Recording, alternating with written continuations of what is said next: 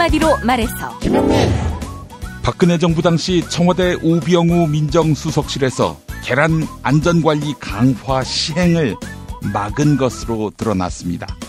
김용민 브리핑 애청자 여러분께는 구문이지요. 이따 만나보겠습니다. 김용민의 뉴스 간장. 네, 오늘은 결론 재개 대신에 전면 재수사로 가닥을 잡은 검찰의 국정원 댓글 사건에 대해서 얘기를 해보겠습니다. 서초동 감식반장 김프로. 오늘은 지역차별 혹은 인종차별 문제를 경제하게 어떻게 다뤄야 하는지에 대한 이야기를 드리겠습니다. 이완배 기자의 경제의 속살. 오늘은 부끄러움의 다른 이름 윤동주의 시를 몇 편 만나보겠습니다. 정선태 교수의 오늘을 읽는 책. 김용민 브리핑 잠시 후 시작합니다.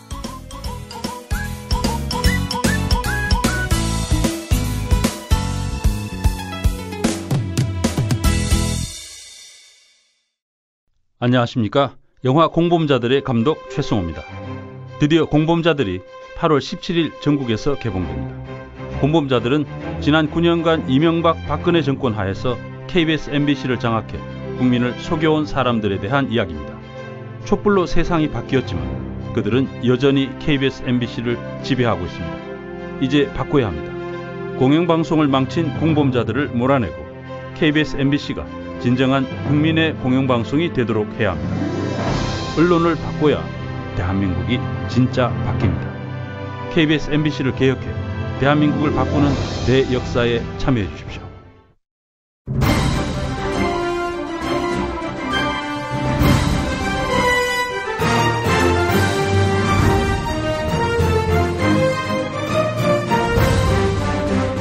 김용민 브리핑.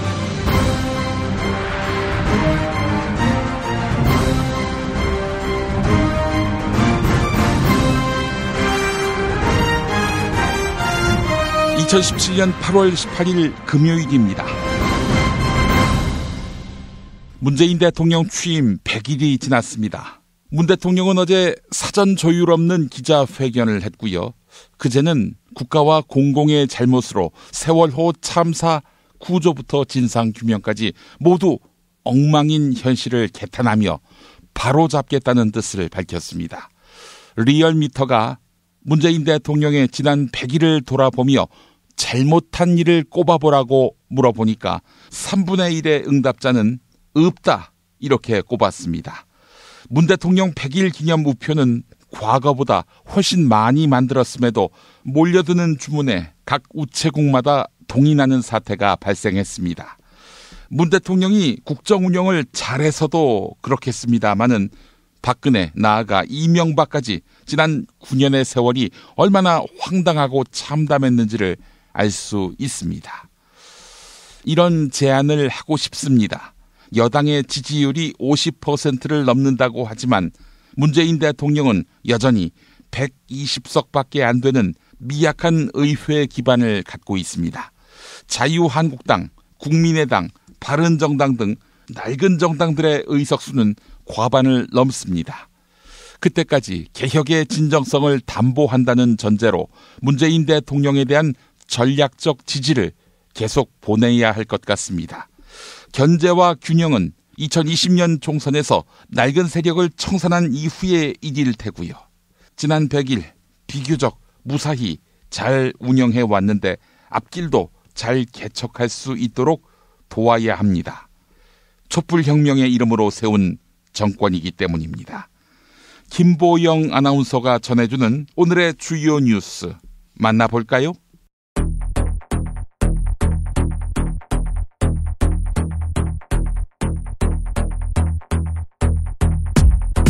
어제 대통령 취임 100일 기자회견에서 문재인 대통령은 개헌을 추진하겠다 이렇게 강조했습니다. 국회 개헌 특위를 통하든 대통령 산하 특위를 통하든 어쨌든 내년 지방선거에서 하겠다. 이렇게 밝힌 건데요. 지방분권과 국민기본권 강화를 위한 것은 합의하지 못할 게 없다. 이런 말도 덧붙였습니다. 어제 전국 220개 우체국에서는 시민들이 장사진을 이뤘습니다. 문재인 대통령 취임 기념 우표를 구하기 위해 줄을 길게 들어선 건데요. 인터넷 우체국 역시 아침 내내 접속이 어려웠습니다. 문재인 우표는 결국 2시간 만에 16만 장이 완판되는 기염을 토했습니다. 친환경 인증 농장에서는 살충제 사용이 금지돼 있는데요. 지방자치단체가 친환경 농장에 살충제를 공급한 것으로 드러났습니다. 농림축산식품부는 지난 4월 1억 5천만 원을 들여 닭 진드기 방제 사업을 시행했는데요. 이때 전남 나주시를 비롯한 일부 자치단체에서 친환경 인증 농가에 살충제를 공급한 것으로 알려졌습니다. 이에 대해 농림축산식품부는 친환경 인증 농가에 살충제 지원이 이루어지지 않도록 조치하겠다 이렇게 밝혔습니다. 파리 부동산 대책이 발표된 지 2주가 지났는데요. 서울 아파트 매매 가격이 2주 연속 내리면서 주택시장이 안정세를 보이고 있습니다. 부동산 업계에서는 가을 이사철을 맞아 아파트 가격이 회복세를 보일 것이다 이렇게 전망하고 있습니다. 하지만 문재인 대통령은 부동산 가격이 오를 기미가 보이면 더 강력한 대책을 내놓겠다 이렇게 예고했습니다. 모든 특권과 반칙, 부정부패를 청산하고 공정하고 정의로운 대한민국으로 중단 없이 나아갈 것입니다.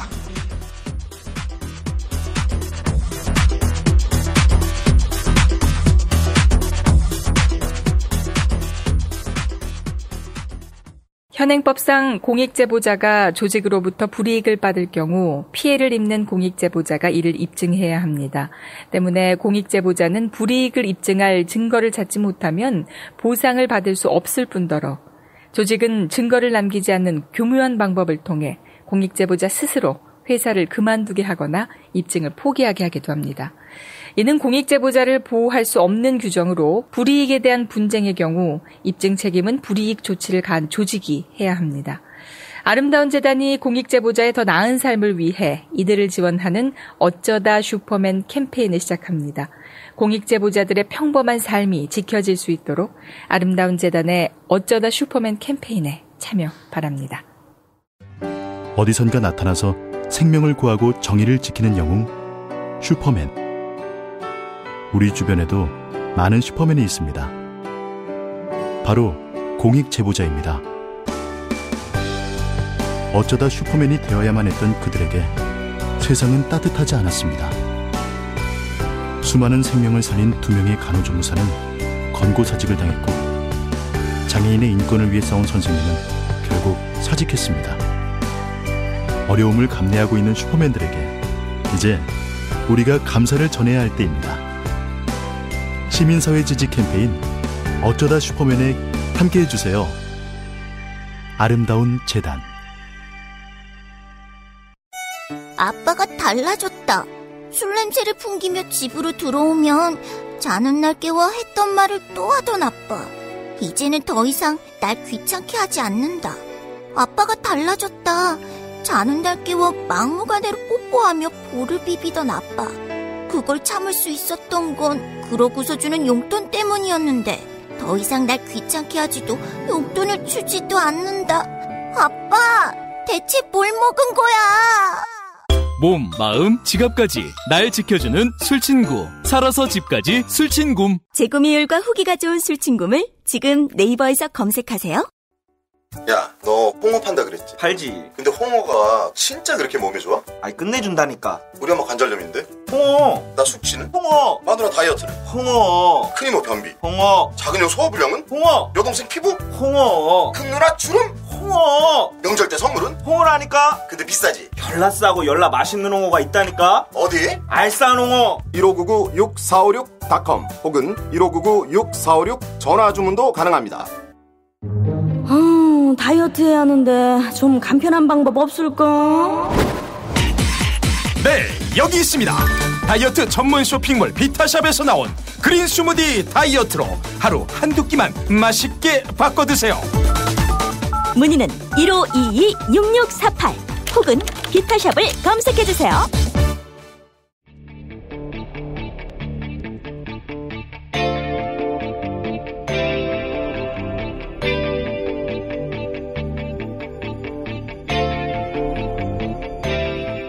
김용민의 뉴스 간장.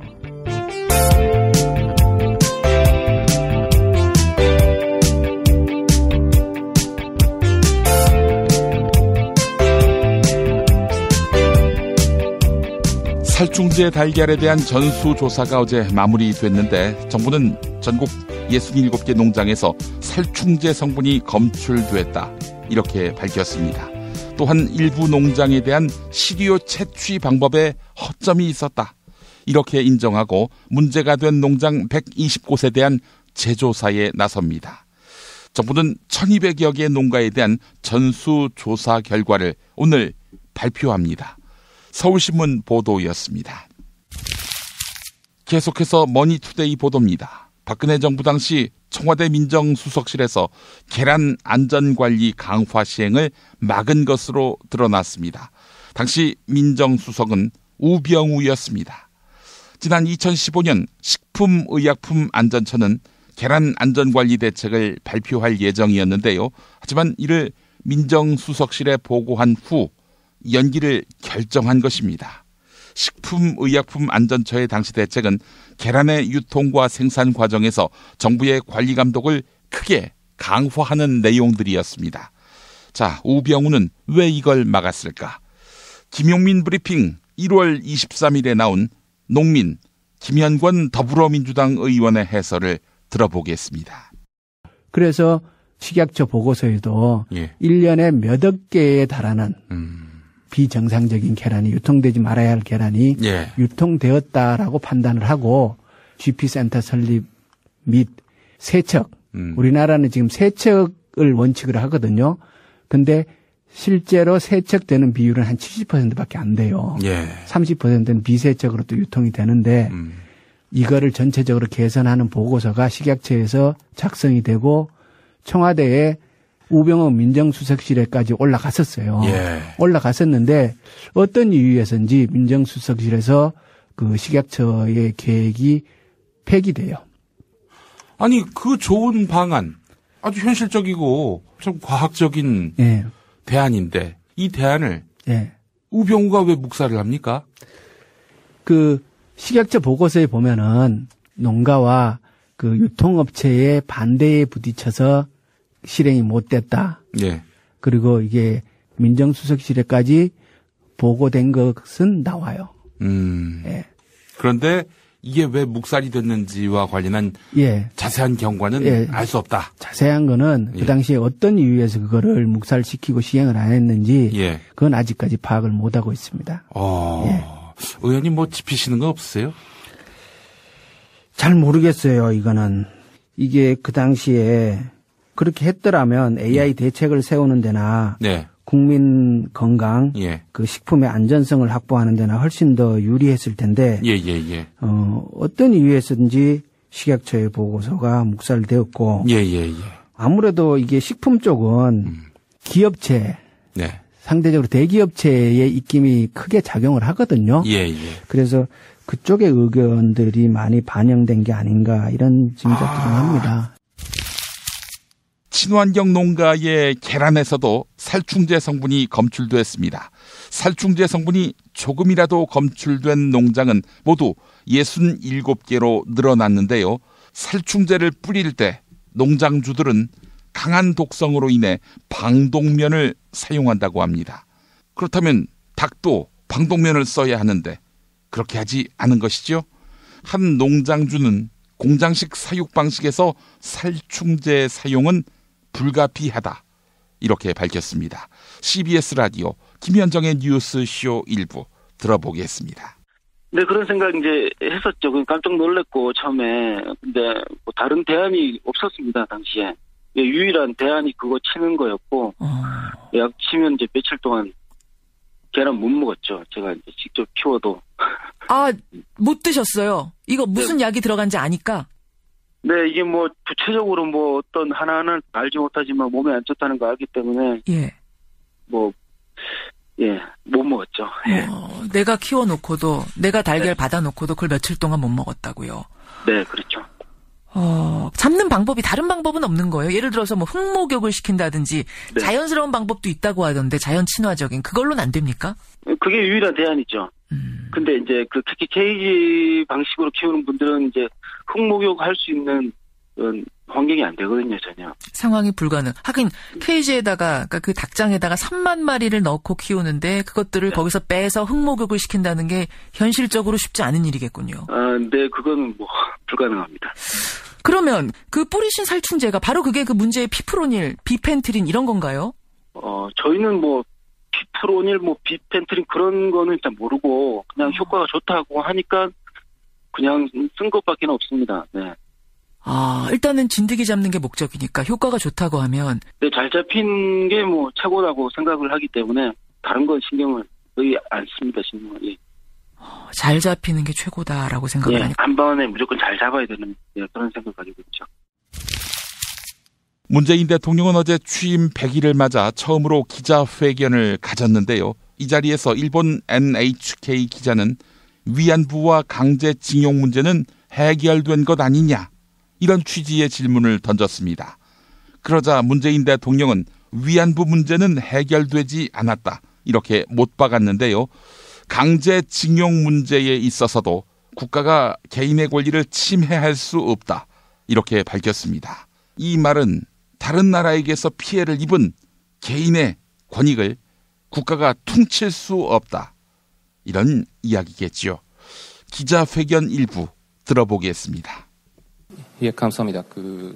한일 관계에 대해서 좀 하나 여쭤보고 싶은데, 이번에 광복절 연설에서 대통령님께서는 위안부 문제 그리고 강제징용 문제에 대해서는 피해자의 명예 회복 그리고 보상 등 국제사회 원칙을 지킬 것이다라고 말씀하셨는데, 앞으로 한국 정부 차원에서는 어떤 행동 생각하시는지, 특히 대통령님도 잘 아시는 대로 강제징용 문제는 과거 노무현 정부 때 이 문제는 한일 기본 조약에서 해결된 문제이고 피해자에 대한 보상은 한국 정부가 하는 것이다라고 하는 결론 내린 바 있습니다. 특히 이곳에 대해서 어떻게 생각하시는지 여쭤보겠습니다. 감사합니다. 우선 말씀하신 것 가운데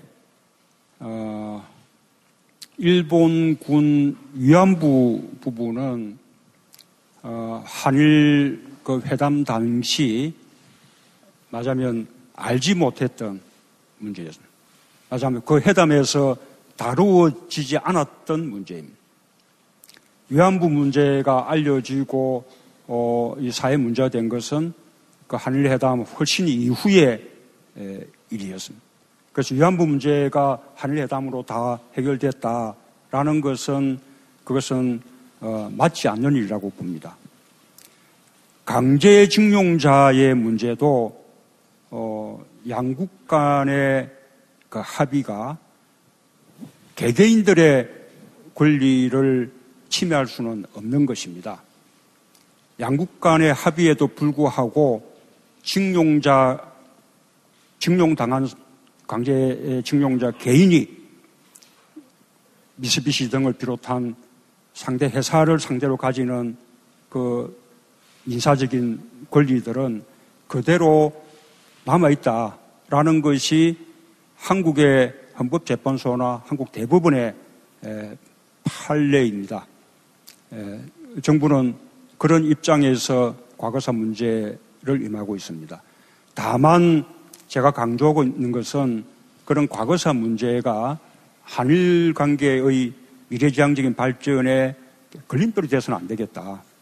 그래서 과거사 문제는 과거사 문제대로 또 미래지향적인 발전을 위한 한일 간의 협력은 그 협력대로 별개로 해나가는 것이 필요하다 이렇게 생각합니다. 지난번 위안부 합의에 대해서는 제가 여러 번 제 생각을 밝힌 바 있습니다. 지금 외교부에서 자체적으로 TF를 구성해서 그 합의의 경위라든지 그 합의에 대한 평가 이런 작업을 하고 있습니다.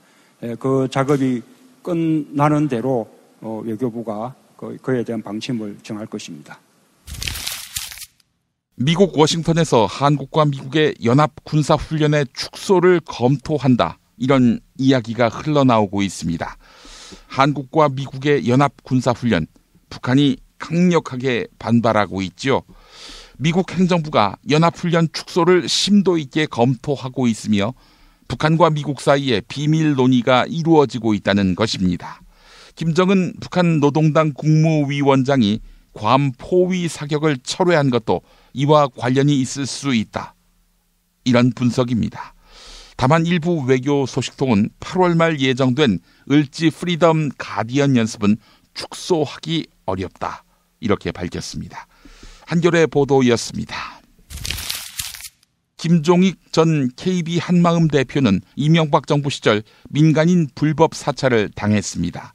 이명박 정부 국무총리실 공직윤리지원관실이 자행한 민간인 불법 사찰의 대표적 피해자인데 이에 정부는 지난해 김종익 전 대표에게 9억 원을 배상했습니다. 한편 정부는 불법 사찰을 자행한 이영호 전 대통령실 고용노사 비서관과 공무원 7명에게 구상금을 청구했습니다. 당신이 자행한 범죄를 국가가 대신해서 배상했으니 당신 돈 토해내야 하는 거 아니냐라는 이야기지요.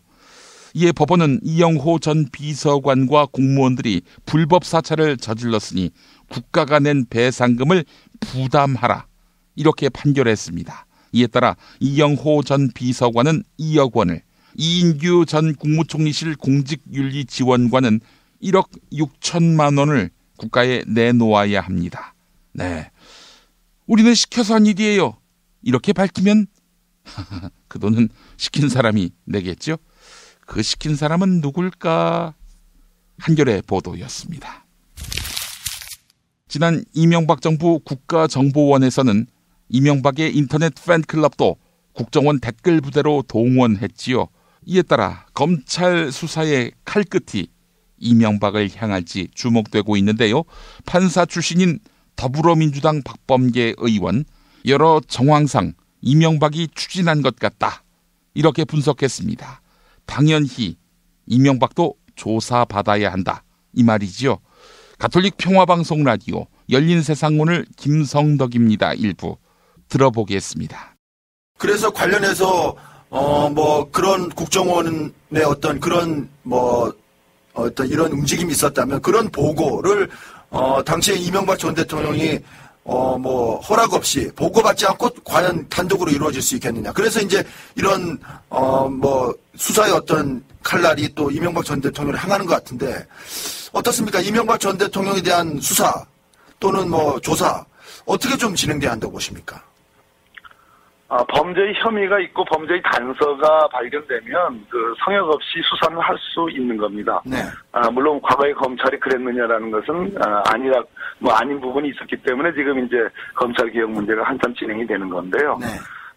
저는 여러 가지의 어떤 간접 사실들, 정황상 이명박 전 대통령이 이 부분에 대해서 3년 동안 워낙 대규모로 그리고 정권이 명운을 걸다시피 여론조작에 관심을 기울였고 추진한 거 아니냐라는 여러 방증들이 나오면서 이명박 전 대통령 연루가 과연 연루가 없다고 할 수 있겠느냐라는 추론이 가능하다고 보는 것이 이제 저희 입장이고 여러 사람들의 그러한 주장들이 있습니다. 네. 그런 측면에서 지금 국정원 적폐청산 TF가 보는 것은 제가 보기에는 전체 중에 일부분 이제 시작을 한 겁니다. 네.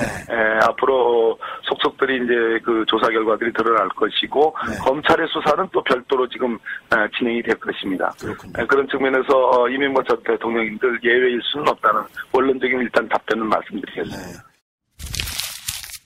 진재수 전 문화체육관광부 과장은 2014년 당시 박근혜 대통령으로부터 참 나쁜 사람이라고 지목됐었지요. 명예퇴직을 했습니다. 자, 그런 진재수 전 과장 어제 처음으로 박근혜를 만났습니다. 바로 법원에서 진행된 박근혜 재판에 증인으로 출석한 것입니다. 진재수 전 과장은 나도 정년까지 버틸 수 없겠다고 생각해 명예퇴직을 신청했다. 이렇게 증언했습니다. 자신과 함께 나쁜 사람으로 지목됐던 노태강 전 체육국장이 그만두었기 때문입니다. 지금은 그분이 차관이 됐지요. 재판이 끝나고 진재수 전 과장은 무얼 그렇게 나쁜 일을 했다고 나를 참 나쁜 사람이라고 했는지 궁금했다. 이렇게 밝혔습니다. 중앙일보 보도였습니다. 김상조 공정거래위원장은 경영권을 승계받는 재벌 3세나 4세들이 도전정신 또는 기업가 정신을 상실했다. 이렇게 비판했습니다. 또한 이런 점들이 한국의 성장 잠재력을 떨어뜨린다. 이렇게 덧붙였는데요. SBS 라디오 박진호의 시사전망대 들어보시겠습니다. 이제 차세대 재벌 총수들의 기업가 정신이 부족하다고 느꼈다는 점은 언제 어떤 점을 말씀하시는 건가요? 우리나라 이제 재벌들의 총수 일가가 이제 한 3세나 4세까지 내려오게 됐는데요. 네.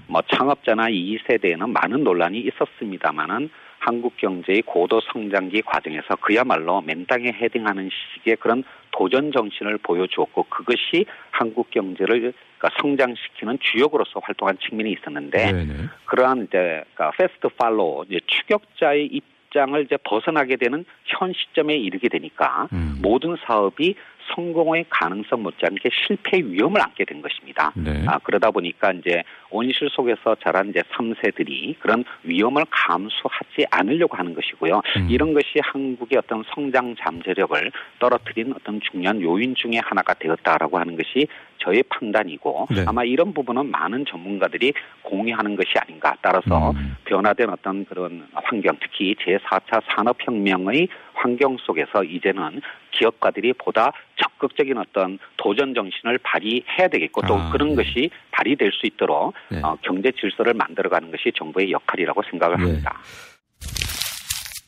기상청은 8월에도 작년을 능가하는 폭염이 이어질 것이다. 이렇게 전망했는데 하지만 강한 비가 내리면서 지난 8월 10일을 기점으로 날씨가 갑작스레 돌변했습니다.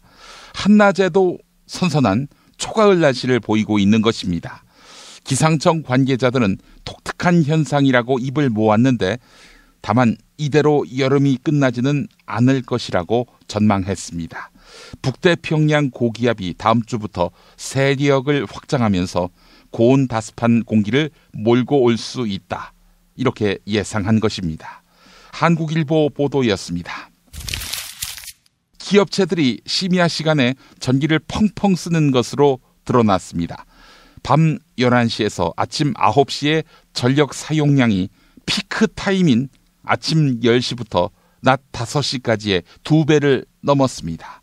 전력 수급에 도움이 될 것이라고 보고 심야에 공장을 돌리면 전기요금을 대폭 깎아준 것인데 기업들은 오히려 이런 허점을 노려 심야 전력을 펑펑 쓴 것입니다. 이에 따라 심야 시간대 산업용 전기요금을 올려야 한다. 이런 주장에 힘이 실리고 있습니다.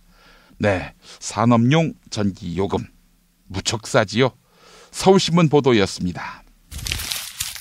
한빛 원전 4호기 지난 7월부터 안전상의 이유로 가동이 일시 중단된 상태입니다. 한빛 원전 전남 영광에 있지요.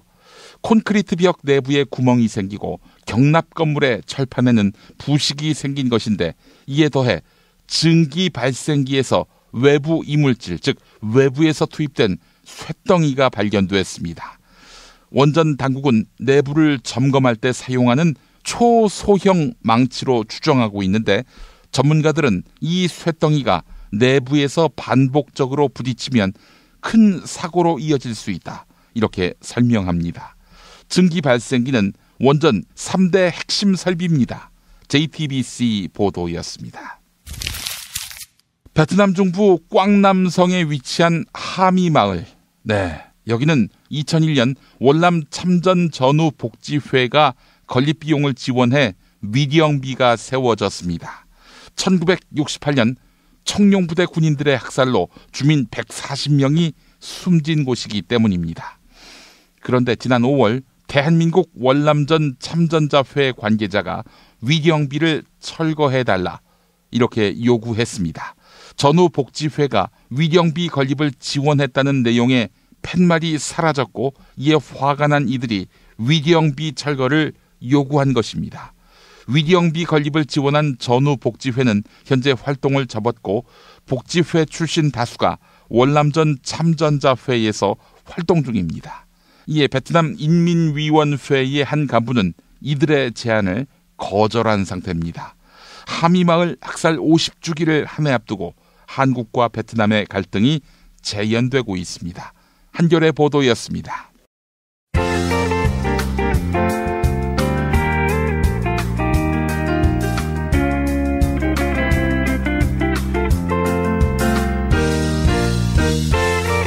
여러분 안녕하십니까?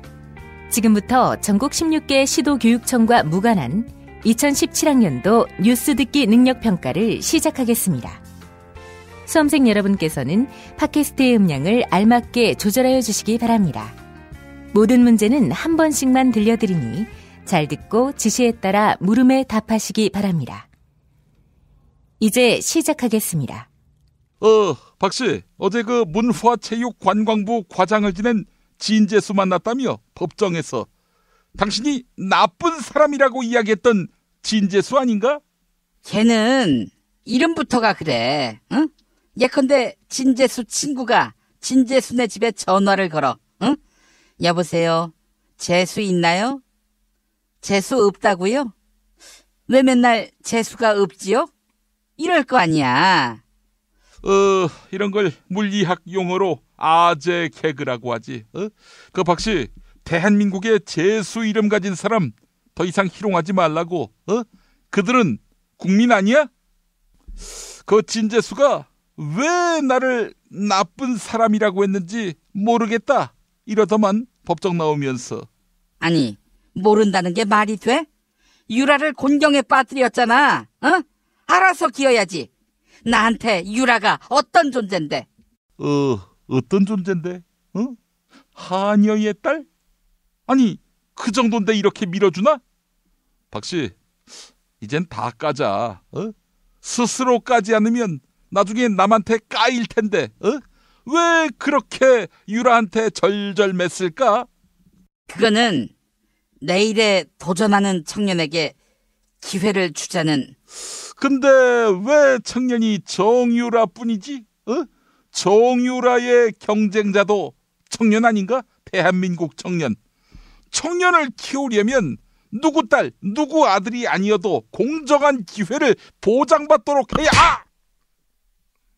금수저 물고 태어난 새끼가 말이 존나게 많아요. 야, 정유라하고 걔네들이 같냐? 비교할 걸 비교해야지. 박씨, 그 참 좋은 말 했네. 비교할 걸 비교해야지. 문재인이가 어제 사전 조율 없는 기자회견을 했던데 다 짜고 친 당신 기자회견 생각하면 아이고 내가 다 부끄러워요. 좋은 세상 왔네 이 씹새들. 나 집고 날 때는 한복 패션왕, 햇살을 몰고 다니는 태양의 여신 운운하더니 권력이 키우니까 그때부터 바로 배신을 때리는. 퇴근 후에 관저에서 무슨 취미를 즐기십니까? 이런 질문을 받던 때가 좋았지. 가만히 있자. 그때 당신 뭐라고 답했더라? 보고서 보고 장관하고 통화하고 관저에서도 업무를 봤습니다. 아마 이랬지? 박씨, 드라마 보고 주사 맞는 일상은 어디로 갔나? 씹새끼야, 드라마 보고 주사 맞는 거 그것도 업무였어? 문제 드립니다. 1979년 박정희 당시 대통령이 신년 기자회견 중에 자신을 각하가 아닌 대통령 이렇게 부르고 또 박정희가 주도했던 새마을운동의 부작용에 대해서 묻는 동아일보 강성재 기자를 나중에 술자리에서 박치기를 한 일이 있었지요. 대통령이 기자를 상대로 박치기를 한 거예요. 박치기 하면 생각나는 프로레슬링 선수가 있죠. 지난 1960년대에서 70년대 프로레슬링계를 풍미했던 박치기의 왕. 다음 중 누구일까? 박씨, 그 프로레슬러 아나? 알지. 1번 이왕표, 2번 김일, 3번 김남훈, 4번 심권호, 5번 김영준, 그 빠떼로 아저씨.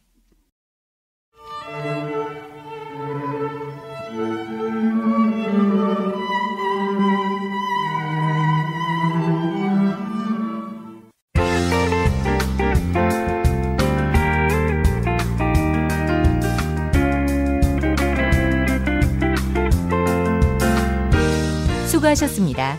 이상으로 전국 16개 시도교육청과 무관한 2017학년도 뉴스 듣기 능력평가를 모두 마치겠습니다. 수험생 여러분은 이메일 주소와 정답, 사연을 적어 팟빵 게시판에 올려주시기 바랍니다. 당첨자는 2부 마지막 순서에서 발표하겠습니다. 뉴스 듣기 능력평가를 마칩니다. 충남 금산의 넓은 인삼밭. 정성농장을 일군 농부아버지 이정열 씨.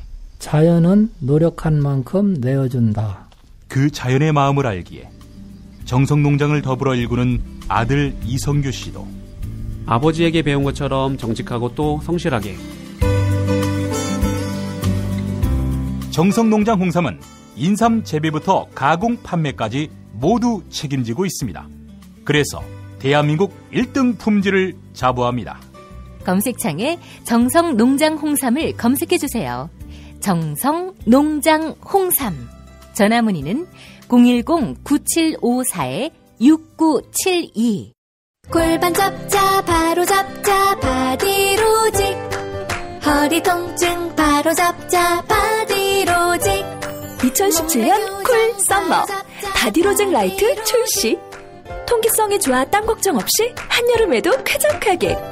입은 듯 안 입은 듯 가벼움의 신축성은 그대로. 자세가 좋아지는 골반 교정 타이즈 바디로직. 검색창에 골반 교정 바디로직 라이트.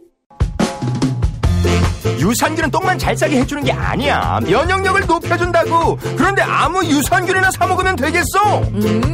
KOA팜의 시크릿 프로바이오틱스를 먹어봐. 시크릿 프로바이오틱스?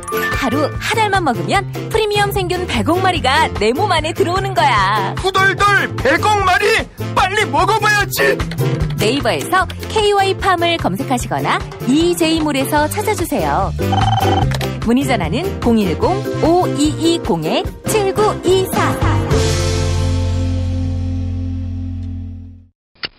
스페이드 퀴즈입니다. 돌잔치, 칠순잔치, 가게홍보, 체육대회, 창사기념일. 정답! 기념품! 문제를 끝까지 들으셔야죠. 이럴 때 사용하는 판촉물이나 기념품, 답례품, 단체 선물 등을 취급하는 전문업체로서 국민을 위해 제대로 일하는 언론과 정당의 후원을 하는 판촉물 전문업체는 어디일까요?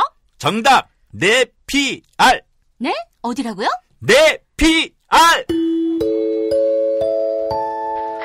네, 정답입니다. 판촉물이나 단체 선물이 필요할 때 이왕이면 우리 편 회사 네피알을 찾아주세요.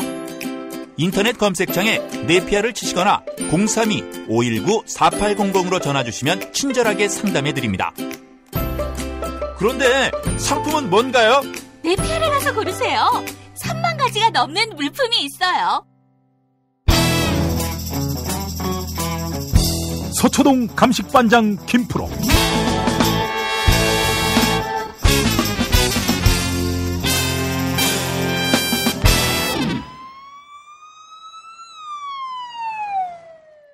김프로 나와 있죠?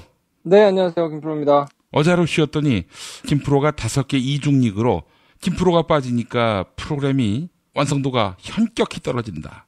이런 방송을 뭐하러 업로드했느냐. 이런 글을 올렸어요. 5개밖에 안 달렸습니까? 당신이 이제 아이디가 5개밖에 없었던 모양이지. 이게 만들기가 힘들더라고요. 그래요. 김프로가 빠지니까 뭐 정말 많은 분들의 원성의 목소리가 올라왔습니다. 이렇게 인기가 있는 줄 몰랐어요. 저한테는 개인적으로 그렇게 물어보시는 분들이 계세요. 예. 도대체 현직 기자도 아니고 전직인데다가 더 이상 기자도 아닌데 서초동에도 없으면서 왜 서초동 김반장을 하고 있는 것이냐. 저도 잘 모르겠다. 김엄마의 계략에 말려가지고 그런 거 아니겠느냐. 뭐 이런 얘기를 하고 있는데. 글쎄요. 우리 김프로가 방송사에 있을 때 그때 리포트 했던 걸 본 사람보다도 이렇게 김프로 코너를 매일같이 듣는 분들이 훨씬 더 많을걸요? 그건 제가 부인할 수 없네요. 그래요. 다 너를 위한 건데 말이지. 예. 이런 거에 대해서 그 중요함, 소중함, 고마움을 몰라요. 보통 이제 그 갑질을 하는 갑들이 하는 얘기거든요. 다 너를 위한 거다. 닥치고 열심히 일해라. 뭐 이렇게 얘기하거든요. 그래요. 하여간 김프로가 이완배 기자님 또 정선태 교수님까지 끌어들여서 노조를 결성하는 건 아닌가. 요즘 좀 고심이 많습니다. 그런 방법이 있었네. 예. 노조를 결성해야 되겠네요. 예, 알겠습니다. 이거 뭐 앞으로 이런 꼼수를 막기 위해서 좀 더 열심히 밟아야겠습니다. 우리 김프로. 자, 그래요. 김프로 굉장히 중요한 검찰의 결정이 나왔죠? 네. 지금 원세훈 전 국정원장의 재판이 진행 중이잖아요. 예. 파기환송심이 진행 중인데 증거가 새로 발견됐단 말이에요. 그렇죠. 그래서 여러 차례 저희가 걸쳐서 이제 방송을 해드렸는데 뭔가 새로운 증거가 발견됐으니까 변론을 이제 다시 하자, 재판을 다시 하자, 계속합시다, 뭐 이렇게 해가지고 이제 재판이 연장될 가능성이 있지 않겠냐, 뭐 이런 전망들이 나왔는데 예. 지금 넘겨받은 자료들을 검토를 해보니까 이게 그냥 재판에다가 끼워 넣어가지고 지금 현재 진행 중인 재판에다가 증거를 덧붙여가지고 그냥 추가로 제출하는 것 말고 이걸 수사를 더 해가지고 조금 처벌할 사람들도 더 하고 또 죄목도 더 하고 하는 편이 낫지 않겠냐 하는 쪽으로 가닥을 잡은 것 같아요. 예. 그래서 일부 언론들이 이제 보도를 한 걸 보면 단지 그냥 변론을 재개해가지고 재판을 길게 하는 것보다는 오히려 원세훈 전 국정원장에게 새로운 혐의를 적용할 수 있는 뭐 그런 수사, 또 원세훈 전 국정원장뿐만 아니라 다른 사람들도 처벌할 수 있는 뭐 이런 새로운 수사가 이제 진행될 가능성이 매우 크다. 뭐 이렇게 지금 보도들을 하고 있거든요. 예. 근데 전반적인 분위기를 봐도 아마 그럴 가능성이 굉장히 좀 커 보입니다. 그래요. 만약에 그 변론을 재개하는 것이 아니라 수사를 새로 시작한다. 이게 무슨 차이가 있는 건지도 좀 소상히 설명해 주시죠. 지금 원세훈 전 국정원장한테 적용된 혐의가 뭐냐면 국정원법 위반 혐의하고 공직선거법 위반 혐의 두 가지거든요. 예.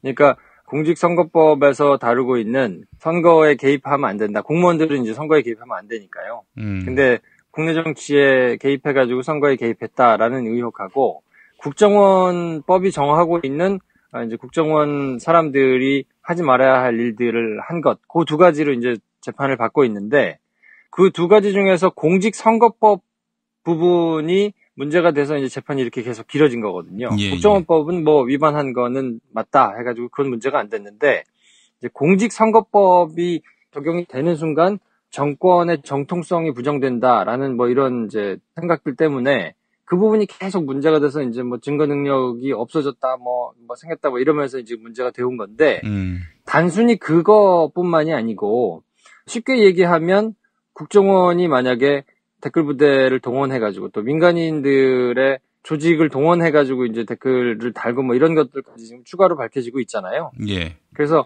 이 사람들이 그냥 하지는 않았을 거 아니겠습니까? 그래서 뭐 월급을 주거나 아니면 그때 건건이 프로젝트 베이스로 이제 돈을 주거나 뭐 이렇게 돈을 지급하면서 이제 했을 텐데. 예.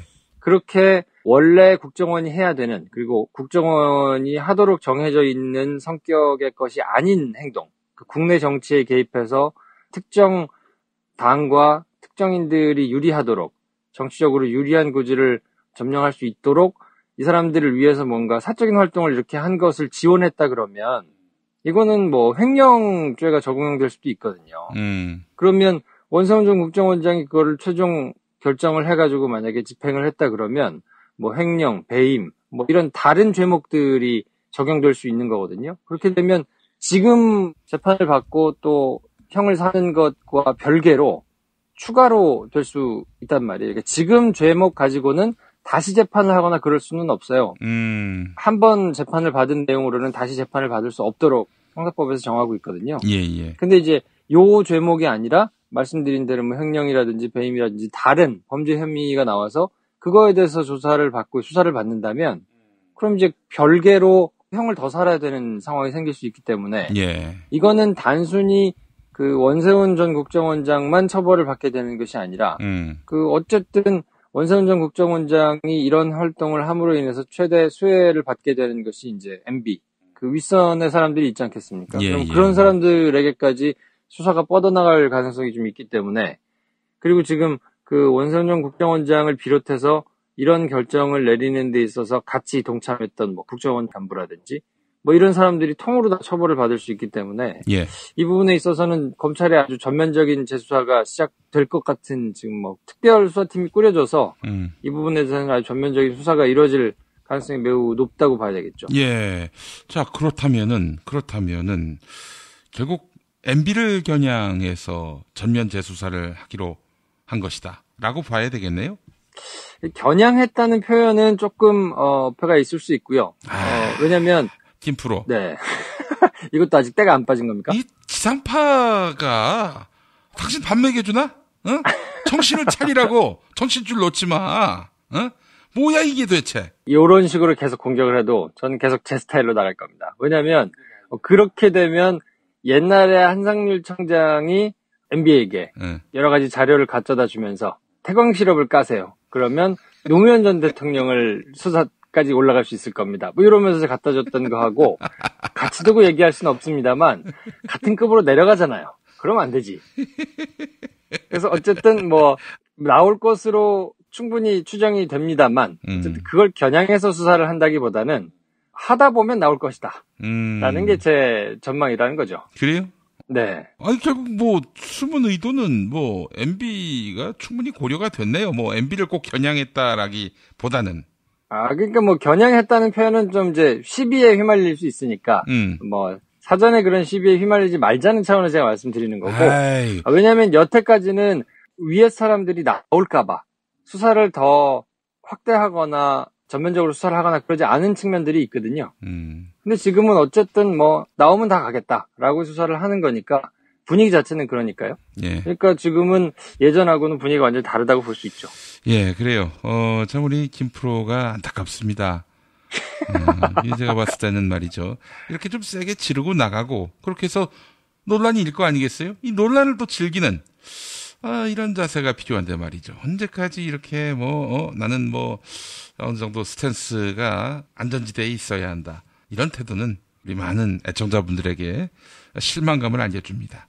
온몸을 살할 수 있는 자기 몸을 던질 줄 아는 그런 김프로의 모습을 우리는 언제쯤 볼 수 있을까요? 아니 몸은 당신이 던지고 전 뒤에 있으면 되지. 그런 거 아니겠어요? 우리 역할 분담을 한 거 아니겠어요? 그래요? 몸집도 당신이 더 크잖아. 야, 당신이 좀 던져요. 내가 이제 40 중반 넘어갔다. 이 나이에 내가 하리? 우리 뭐 비슷하게 같이 가는 사람끼리 그래요. 자, 알겠습니다. 자, 하여튼 저는 MB를 겨냥한 것이다라고 볼 수밖에 없고요. 자, 우리가 또 지난 시간에 얘기했습니다만은 MB가 여기서 꺼낼 카드가 마땅히 없는 거 아닙니까? 대응할 수 있는 카드가?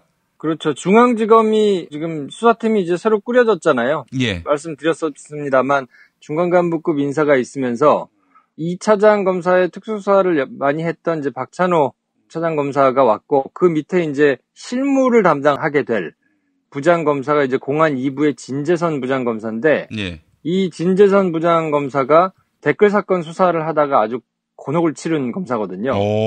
찍혀가지고 아주 그냥 말도 안 되게 계속 고초를 겪었어요.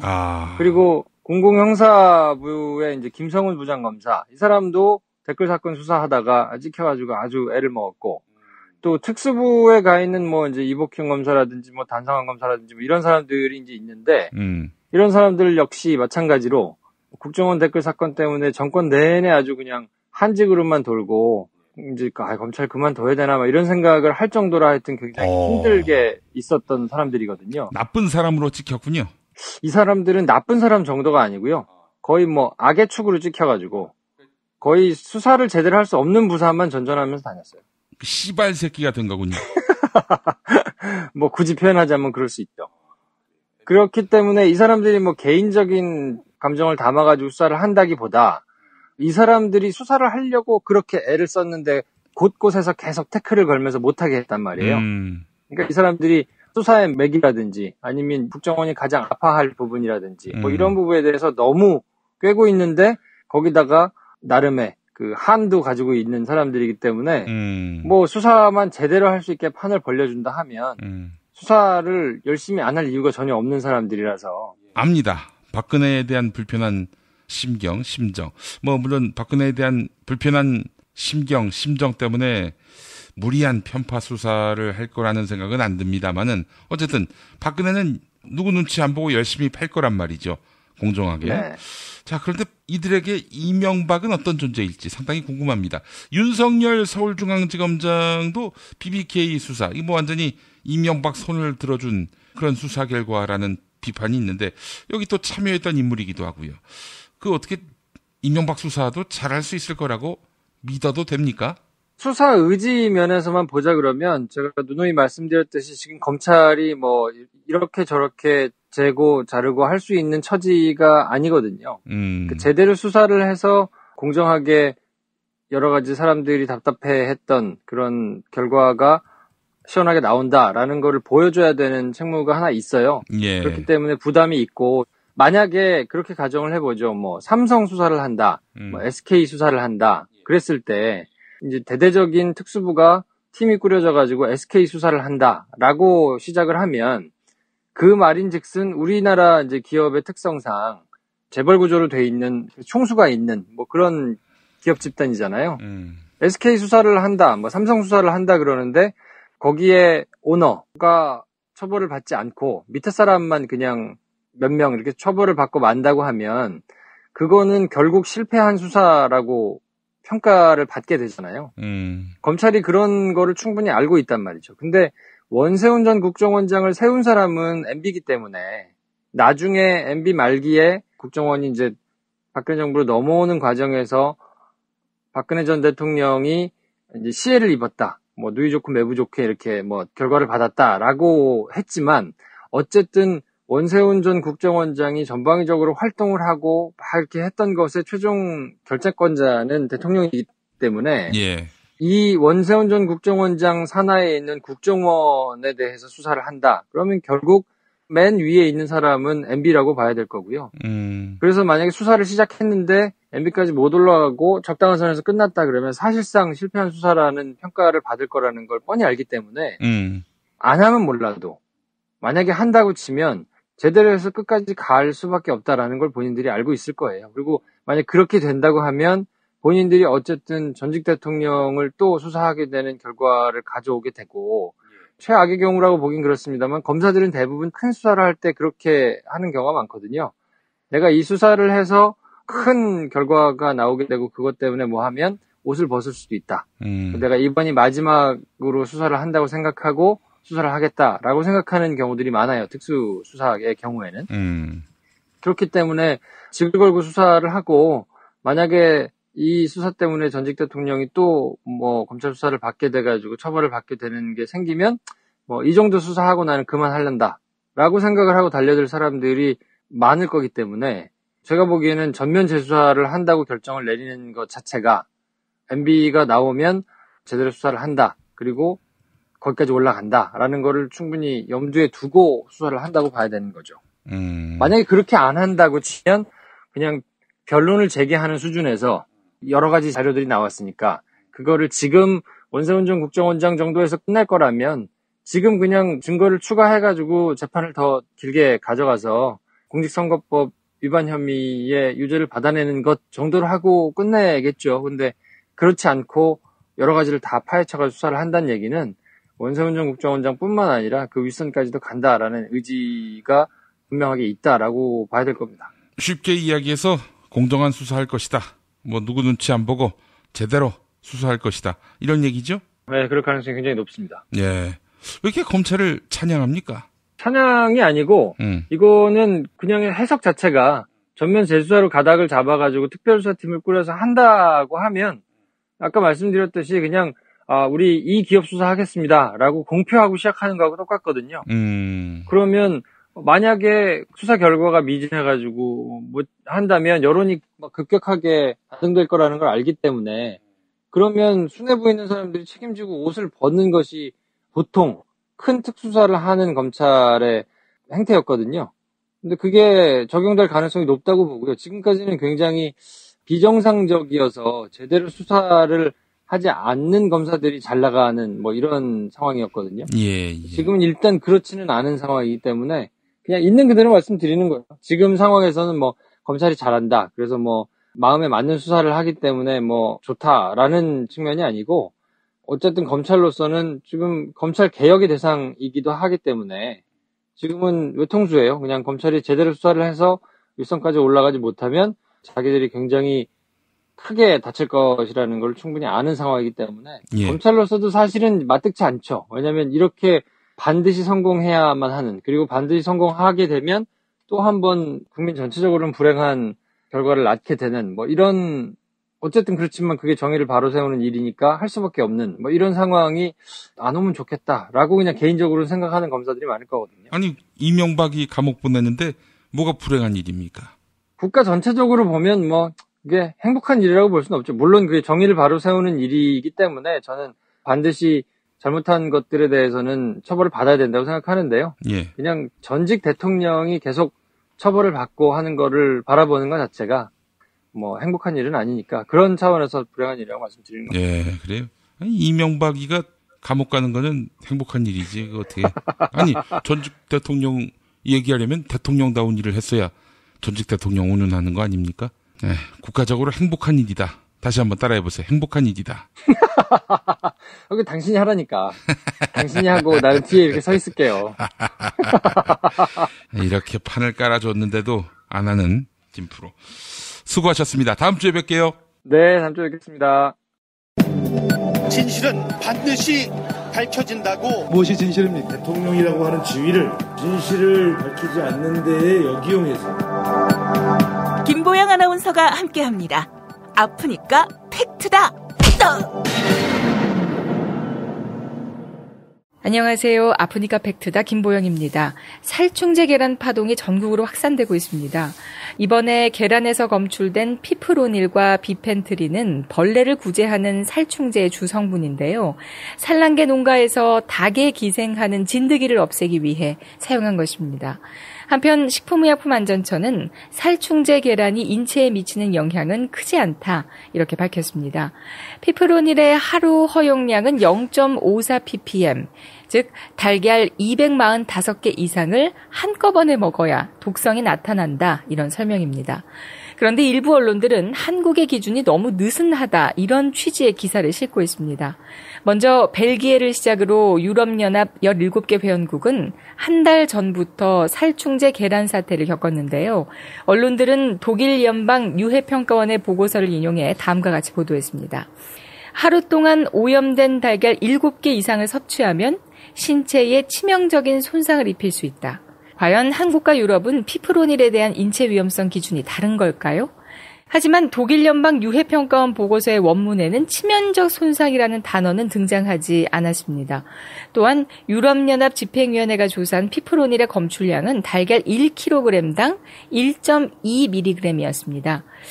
한국농림축산식품부가 밝힌 피프로닐 검출량 0.036mg에 33배 이상 차이가 나는 수치죠. 검출량의 차이가 달걀 개수의 차이로 나타난 겁니다. 인체 위험성에 대한 기준 역시 세계 표준으로 한국과 유럽 모두 동일합니다. 다만 피프로닐은 익혀도 파괴되지 않고 인체의 지방 조직에 남아있다가 배출됩니다. 고대 안양병원 최재욱 예방의학과 교수는 살충제의 유해성은 상황에 따라 다를 수 있어 안심할 수 없다고 설명합니다. 부분은 사실은 얼마나 많이 섭취했느냐에 따라서 결정될 수 있는 문제고 또 어린아이냐 어른에 따라서 결정이 돼서 일률적으로 얘기하기 어렵습니다. 전문가들은 닭을 비좁은 우리에서 키우는 공장식 사육이 근본적인 원인이다 이렇게 꼬집었는데요. 조류 인플루엔자, AI 파동, 그리고 구제역 파동 때와 같이 비슷한 지적이 반복되고 있습니다. 지금까지 아프니까 팩트다였습니다. 이주노동 희망센터 이사 권영국 변호사입니다. 이주노동 희망센터는 동남아시아 저개발 국가의 이주노동자들과 함께하고 있습니다. 시골 오지 마을에 학교를 만들고 마을 주민들이 공동체를 이루어 운영하도록 돕습니다. 포털 검색창이나 페이스북에서 이주노동 희망센터를 검색하시어 후원회원이 되어주세요.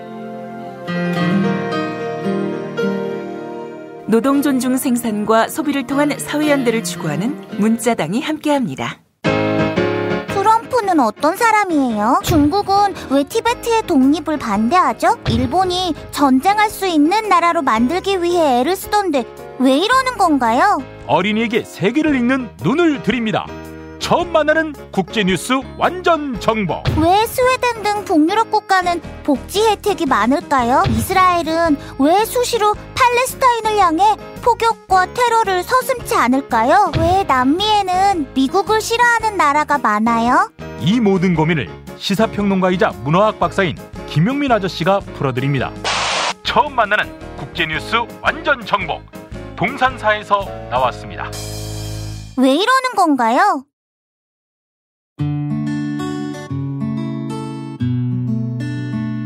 당신과 내가 좋은 나라에서 그 정의로운 나라 그곳에 산다면 난 그냥 좋아서 웃기만 할 거예요. 당신의 뉴스 보좌관 김용민 브리핑.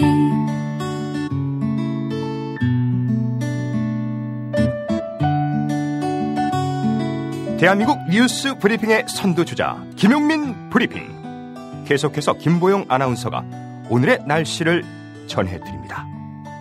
날씨를 전해드리겠습니다. 오늘도 전국 곳곳에 산발적으로 비가 오겠는데요. 예상되는 강우량은 경기 북동부와 강원도에 최고 70mm, 수도권과 충청 또 경북에는 10에서 50mm입니다. 그리고 그 밖의 지역에는 5에서 30mm의 비가 예상됩니다. 남부지방은 30도를 웃도는 더위가 나타나겠는데요. 낮 기온 서울 28도, 강릉 25도, 광주 32도, 대구 31도, 밀양 33도로 예상됩니다. 다음 주 월요일까지 산발적으로 비가 이어지겠습니다. 여기는 대한민국 브리핑 1번지 김용민 브리핑입니다.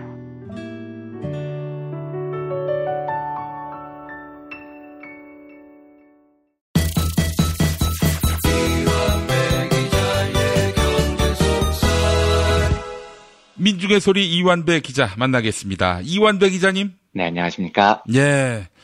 자, 이렇게 또 한 주의 마지막 경제의 속살 하게 됐습니다. 민중의 소리는 삼성 광고를 받지 않는 게 얼마나 큰 복인지 혹시 구성원들은 알고 있는지 모르겠습니다. 네, 저희가 그 브리핑에서도 김용민 PD님께서 그렇게 이야기를 해주시던데 광고를 받지 않으니까 기사를 쓰는데 거칠 게 없다는 건 굉장히 구성원으로서 큰 행복인 것 같아요. 그래서 저희가 원래 사실은 언론 보도, 언론 업계에 있는 보도를 잘 안 하는데 이번에 그 장충기 문제는 국장도 굉장히 중요한 문제라고 생각을 하는지 어쨌든 관련 보도를 계속 하고 있는데요.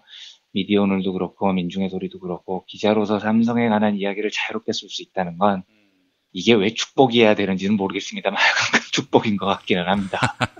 네. 그러니까 우리 민중의 소리 편집국장께서 장충기한테 문자를 안 보내도 되고 말이죠. 네, 그렇죠. 네. 정말 큰 복이고 또 이런 민중의 소리로부터 정보를 얻는 분들도 얼마나 순도가 높은 정보겠어요. 봐주시는 분들께는 늘 감사하죠. 독자분들께는요. 네. 알겠습니다. 자, 오늘은 어떤 이야기 준비하셨습니까? 네, 오늘은 지역차별 혹은 인종차별 이런 주제를 골라봤습니다. 제가 이 주제를 고른 이유는 두 가지 뉴스가 눈에 딱 들어와서입니다. 하나는 트럼프, 인종주의 반대 경제자문단을 전격 해체했다는 소식이 들렸어요. 예. 다른 하나는 저희 김용민 PD님께서도 브리핑에서 소개를 해주신 경향신문의 문재인 정부 파워 엘리트 분석에 관한 기사였습니다. 예. 우선 트럼프 소식부터 간략히 소개를 해드리면요. 미국에는 여러 경제 자문단이 있습니다. 그런데 최근에 트럼프가 백인 우월주의적인 시각을 계속 드러내니까 이 경제 자문단에서 상당히 불편한 기색을 내비쳤습니다. 그래서 이 자문단에 속한 부추기는 듯한 자신의 발언에 반발하는 기업 경영자들이 굉장히 많았고 예. 이 기업 경영자들이 트럼프에 반발해서 경제 자문단에서 잇따라 사퇴를 했습니다. 그러니까 트럼프가 사퇴? 그럼 아예 해체해버려 뭐 이렇게 나와버린 거죠. 사건의 발단이 그 12일 버지니아주 샬럿츠빌에서 있었던 백인 우월주의 시위가 유혈 사태로 번진 그 사건이었습니다. 그런데 예. 여기엔 뭐 백인 우월주의자들, 신나치 신봉 세력들 막 이런 세력들도 있었고 맞불 시위를 벌인 세력도 있었어요. 그런데 트럼프가 어떻게 발언하냐면 백인 우월주의자들 잘못만이 아니고 맞불 시위를 벌인 좌파한테도 책임이 있다. 둘 다 나쁜 놈이다. 뭐 이렇게 비판을 한 겁니다. 네, 이거는 뭐 백인 우월주의자들 편을 든 거죠. 이제 여기에 대한 비난이 쇄도를 하면서 이제 인종 갈등이 막 불에 기름을 부은 격처럼 퍼져나갔는데요. 이것 때문에 결국은 뭐 트럼프가 삐져가지고 경제자문단 하나를 완전히 박살을 내는 지경에 이르렀습니다. 한국 뉴스는요, 저희 어제자 그 뉴스 간장에서도 상당히 소개가 됐던데, 문재인 정부 출범 100일을 맞아서 경향신문이 분석을 내놓은 기사였어요. 그러니까 중앙행정부처, 특히 국정원, 뭐 검찰, 경찰, 뭐 이런 45개 기관, 장차관, 주요 실국장, 파워엘리트 213명을 분석한 결과입니다. 보도 내용을 보면 특히 국정원, 검찰, 경찰, 국세청, 이제 4대 권력기관이요. 주요 보직자 31명 중에 영남이 6명, 한 20%가 조금 안 됩니다. 이거는 박근혜 정부 3년차 때 경향신문이 조사를 했을 때는 62%였다고 해요. 그러니까 엄청나게 낮아진 거죠. 이명박 정부 때는 한 50% 정도, 노무현 정부 때 31%에 비해서도 굉장히 낮아졌다. 이런 분석이고요. 여성 비율은 아직 7.5%로 좀 낮긴 하지만 역대 어느 정부보다도 높다는 거죠. 뭐 박근혜 정부 때는 2.3%, 이명박 정부 때는 1.9%, 노무현 정부 때는 2.7%인데 그나마 이게 지금 7.5까지 올라온 겁니다. 213명 전체를 지역별로 살펴보면 이 영남권이 33.4%, 호남이 26.3%, 수도권이 21.1%, 그리고 충청권이 13.6%, 강원 4.7%, 제주 0.9입니다. 요거를 경향신문 분석으로는 이 파워엘리트들의 평균 출생 연도가 1961년인데 요때랑 가장 가까운 1960년 인구 통계를 지역별로 구분을 해보면 인구 비율하고 거의 딱 맞아 떨어진다는 겁니다. 그래서 지역별 탕평을 지역 구도에 맞게 정확하게 분배를 한 인사다. 지금 이렇게 경향신문은 분석을 하고 있습니다. 예. 제가 이 두 뉴스를 보면서 동시에 한 가지 생각이 떠올랐습니다. 뭐냐면 미국의 인종차별이요. 그리고 한국의 지역차별. 이 문제는 역사적으로 굉장히 비슷한 양상을 띄었습니다. 그러니까 우리나라는 인종차별이 없지 않았느냐라고 많이 이야기를 하는데 사실 한국에서는 이해할 수 없는 이유로 오랜 호남차별의 역사가 있었죠. 그러니까 뭐 미국보다는 덜했을지 몰라도 미국의 인종차별에 거의 버금갈 정도로 참혹한 기록들을 사실은 한국도 가지고 있습니다. 그런데 한국에는 이게 공식적으로는 인종차별이라는 게 없으니까 여기에 관한 경제학적 연구가 많지 않아요. 그런데 미국에서는 인종차별하고 경제 문제를 연결한 굉장히 다양한 연구 결과가 있고 해법도 굉장히 다양하게 제시를 합니다. 그런데 해법 제시하는 걸 보면 두 가지 시각이 딱 드러납니다. 하나는 자유주의적인 시각이에요. 또 하나는 진보주의적인 시각입니다. 무슨 말이냐면 자유주의적인 시각은 진짜 딱 자유주의 경제학의 시각을 가집니다. 인종차별 문제도 시장에 맡겨라. 정부가 개입하지 마라. 이런 시각이에요. 반면에 진보주의 시각은 인종차별 문제에 대해서 당연히 정부가 적극적으로 개입해라. 이런 시각을 갖고 있습니다. 그러니까 이게 전형적인 보수 경제학과 진보 경제학의 차이를 지금 보이고 있는 거죠. 자유주의적인 시각으로 이 문제를 바라보는 대표적 경제학자가 밀턴 프리드만이라는 학자입니다. 이제 제가 가끔 밀턴 프리드만이라는 이름을 방송에 언급을 하는데 잘 기억이 안 나시더라도 밀턴 프리드만이 이야기를 한 대목이 나오면 아, 일단 틀렸겠구나라고 생각하시면 정확해요. 밀턴 프리드만은 자유주의 학자인데 제가 굉장히 싫어하는 학자고 이야기를 하는 대부분을 제가 동의하지 않습니다. 프리드만 얘기는 대충 틀렸다고 생각을 하시면 됩니다. 근데 이 사람은 인종차별 문제에 대해서 어떤 해결책을 제시를 하냐면 냅둬입니다. 냅두면 해결돼. 그러면서 예를 들은 게 미국 프로야구 예를 들어요. 그러니까 예를 들어서 이제 미국의 프로야구 어떤 팀이 하나 있다고 가정을 해보겠습니다. 근데 이 지역은 너무너무 백인 위주의 지역이었던 거예요. 그리고 구단주도 흑인을 너무너무 싫어합니다. 그래서 이 구단은 오랫동안 흑인 선수를 고용을 하지 않았다라고 가정을 해보겠습니다. 프리드만의 시각은 가만히 내비두면 해결된다는 겁니다. 왜냐하면 아무리 팬들이 흑인이 싫어도 구단주가 흑인이 아무리 싫어도 백인들로만 구성하면 맨날 깨질 거고 그래서 수십 년 동안 우승을 못할 텐데 결국 이 팀과 팬들이 그걸 참을 수 있겠냐는 겁니다. 그래서 결국은 자연스럽게 흑인 선수를 채용하게 된다는 거예요. 가만히 냅두면은요. 실제로 프리드만이 드는 예가 뭐냐면 제키 로빈슨이라는 야구 선수가 있어요. 흑인 선수입니다. 근데 1940년대만 해도 미국 프로야구는 메이저리그에는요. 흑인들이 뛰지를 못했습니다. 그리고 흑인들만 뛰는 리그가 따로 있었어요. 이것도 이름도 황당하게 니그로 리그라는 좀 처참한 이름을 붙인 리그가 있었습니다. 그러니까 메이저리그에는 백인 선수들만 뛰고요. 흑인들은 니그로 리그에서 뛰는 거죠. 그런데 이 제키 로빈슨이라는 선수가 처음으로 다저스에 입단을 하는데, 이제 다저스가 우리가 잘 알고 있는 그 유현진 선수가 뛰고 있는 LA 다저스는 아니고요. LA 다저스는 전신 같은 팀으로 브루클린 다저스라는 팀이었습니다. 이때 다저스는 LA가 아니라 뉴욕을 연고로 하고 있었어요. 그런데 이 팀 단장이 니그로 리그에서 뛰고 있던 내야수 제키 로빈슨이 굉장히 유능하다고 생각을 해서 스카우트를 한 겁니다. 그러면서 이 단장은 이 제키 로빈슨을 스카우트하면 우리 성적도 좋아지겠지만 흑인 관객도 늘어나서 돈도 많이 벌 거야. 이런 생각을 한 겁니다. 근데 실제 초반에는 제키가 이제 다저스에 들어오니까 선수들부터 거부를 해요. 그래서 동료 선수들이 아니 우리가 어떻게 저 깜둥이하고 같이 시합을 하냐. 못한다. 이러면서 선수들이 연판장을 돌립니다. 쟤랑 같이 못하겠다고요. 예. 그리고 이제 상대팀은 얼마나 심했겠어요. 이걸 이제 빈볼이라고 하는데 영어로 고의로 투수가 상대방 머리에 헤드샷을 막 밥 먹듯이 던집니다. 제키 로빈슨한테요. 그리고 제키가 1루로 막 뛰면 상대 1루수가 그냥 눈에 보일 정도로 제키를 걷어차요. 심판도 편파 판정이 엄청났습니다. 심지어 다저스가 원정 경기를 떠나면 그 원정 지역의 호텔이 투숙을 거부할 정도였습니다. 그런데 이제 밀턴 프리드만에 의하면 이 문제가 어떻게 해결이 되냐면 제키가 굉장히 뛰어난 활약을 보이면서 다 해결이 됐다는 거예요. 실제로 제키 로빈슨은 입단 첫 해 타율이 3할 가까이 돼서 신인왕을 타요. 그 다음에 1949년에는 타격왕을 차지하면서 마침내 메이저리그를 대표하는 MVP 수상자가 됩니다. 예. 그러니까 제키가 놀라운 활약을 보이니까 흑인들이 이제 열광을 해서 다저스 수입도 엄청나게 증가하고요. 결국은 나머지 팀들도 하나 둘씩 흑인들을 고용하게 된다는 거예요. 그래서 자연스럽게 냅두면 야구판에서 흑백차별이 없어진다. 이게 이제 밀턴 프리드만의 주장이죠. 아무것도 하지 말고 시장의 수요와 공급에 맡겨두라는 겁니다. 지금 트럼프가 보이고 있는 태도가 딱 이 태도입니다. 백인 우월주의자들의 시위에 이 트럼프 정부의 태도는 우월주의도 나쁘지만 좌파도 나쁘다. 그래서 우리는 개입하지 않겠다. 네, 이런 거죠. 규제하지 않겠다는 거예요. 이런 태도를 보이고 있는 겁니다. 예. 반면에 지금 문재인 정부의 인사 정책은 정확히 정반대에 위치해 있습니다. 적극적으로 정부가 차별에 개입을 하는 겁니다. 그러니까 경향신문이 분석한 파워 엘리트 분포를 보면 이건 인위적으로 이렇게 맞추지 않았다면 불가능할 정도로 지역별 인구 비례하고 딱 맞는 겁니다. 예. 이건 백발백중 정부가 인위적으로 개입을 했다고 봐야 되는 거죠. 그러면 이제 우리가 인종차별이나 지역차별에 대해서 어떤 경제적 시각을 가져야 되는지 한번 살펴보겠습니다. 방치론자들이요. 프리드만의 시각을 지지하는 자유주의자들이요.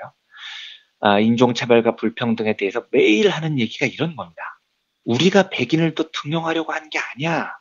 흑인들 중에서 제키 로빈슨처럼 유능한 인재가 있으면 우리도 등용한다니까?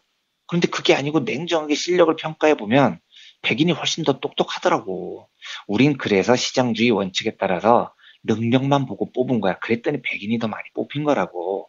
억울해? 억울하면 흑인들 너희들 공부 좀 열심히 해서 하버드 좀 많이 가. 뭐 이런 논리를 많이 펼칩니다. 우리도 마찬가지인 게요.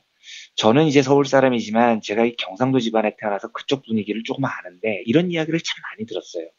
역대 보수 정부에서는 경상도 출신들이 엄청나게 등용이 됐죠. 특히 TK 출신들이요. 근데 이때 TK 사람들의 이야기가 뭐였냐면 아니 대통령이 뭐 꼭 경상도를 쓰려고 한 게 아니야. 인재들을 뽑다 보니까 경상도 출신들이 인재가 더 많았던 거지. 이렇게 이야기를 하는 겁니다. 아니 실제로 경상도 출신들이 교육 수준도 높고 스카이 출신도 훨씬 더 많고 사법고시 보면 뭐 경북대 출신들이 훨씬 더 많은데 어떡하라는 거냐 뭐 이런 이야기인 거죠. 예. 실제로 TK 정부 시절에는 경북고, PK 시절에는 경남고가 이제 전부 주요 보직을 휩쓸었는데 이 경북고 경남고가 비평준화 시절에 압도적으로 뭐 서울대를 많이 보낸 지방 고등학교들 중에 하나였습니다. 그리고 TK는 박정희, 전두환, 노태우 그리고 요즘 최근으로 오면 이명박, 박근혜 무려 5정부에서 떵떵거리고 휩쓸었던 시기예요. 이 길이도 엄청납니다. 이명박, 박근혜야 뭐 5년, 4년이지만 전두환은 7년, 노태우 5년, 박정희는 몇 년 했습니까? 이게 기간이 엄청난 긴 기간을 TK가 장악을 해온 거죠.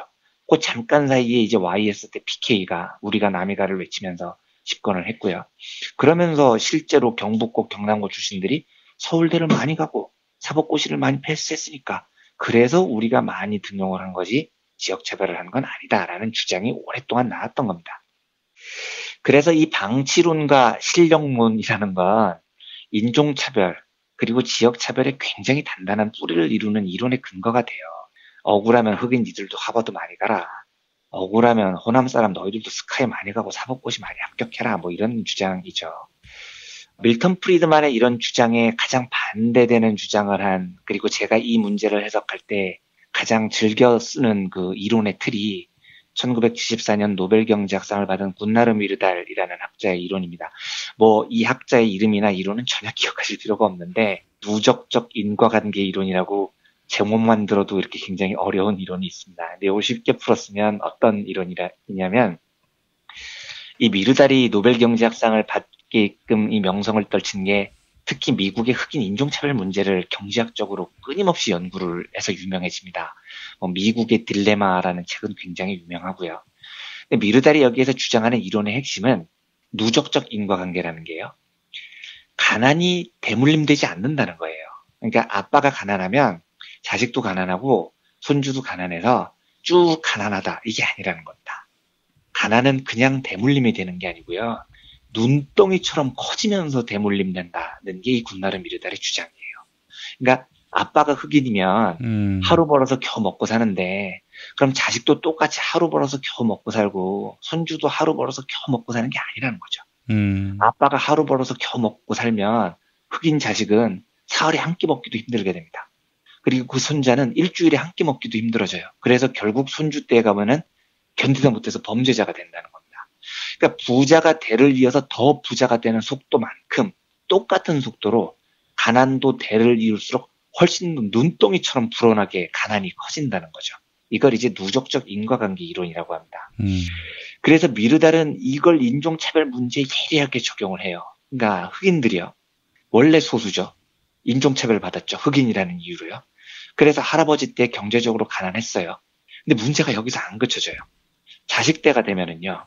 아빠가 흑인이라고 가난해서 소득이 줄어드니까 자식은 교육을 더 못 받습니다. 가난한 사람들끼리 할렘에 모여 사니까 제대로 된 병원도 없어요. 건강도 더 나빠져요. 할렘 지역에는 학교도 더 후진 학교가 들어옵니다. 그러니까 아빠는 피부 색깔이 까맣다고 차별을 받았는데 자식은 피부 색깔이 까만 데다가 가난하다고도 차별을 받습니다.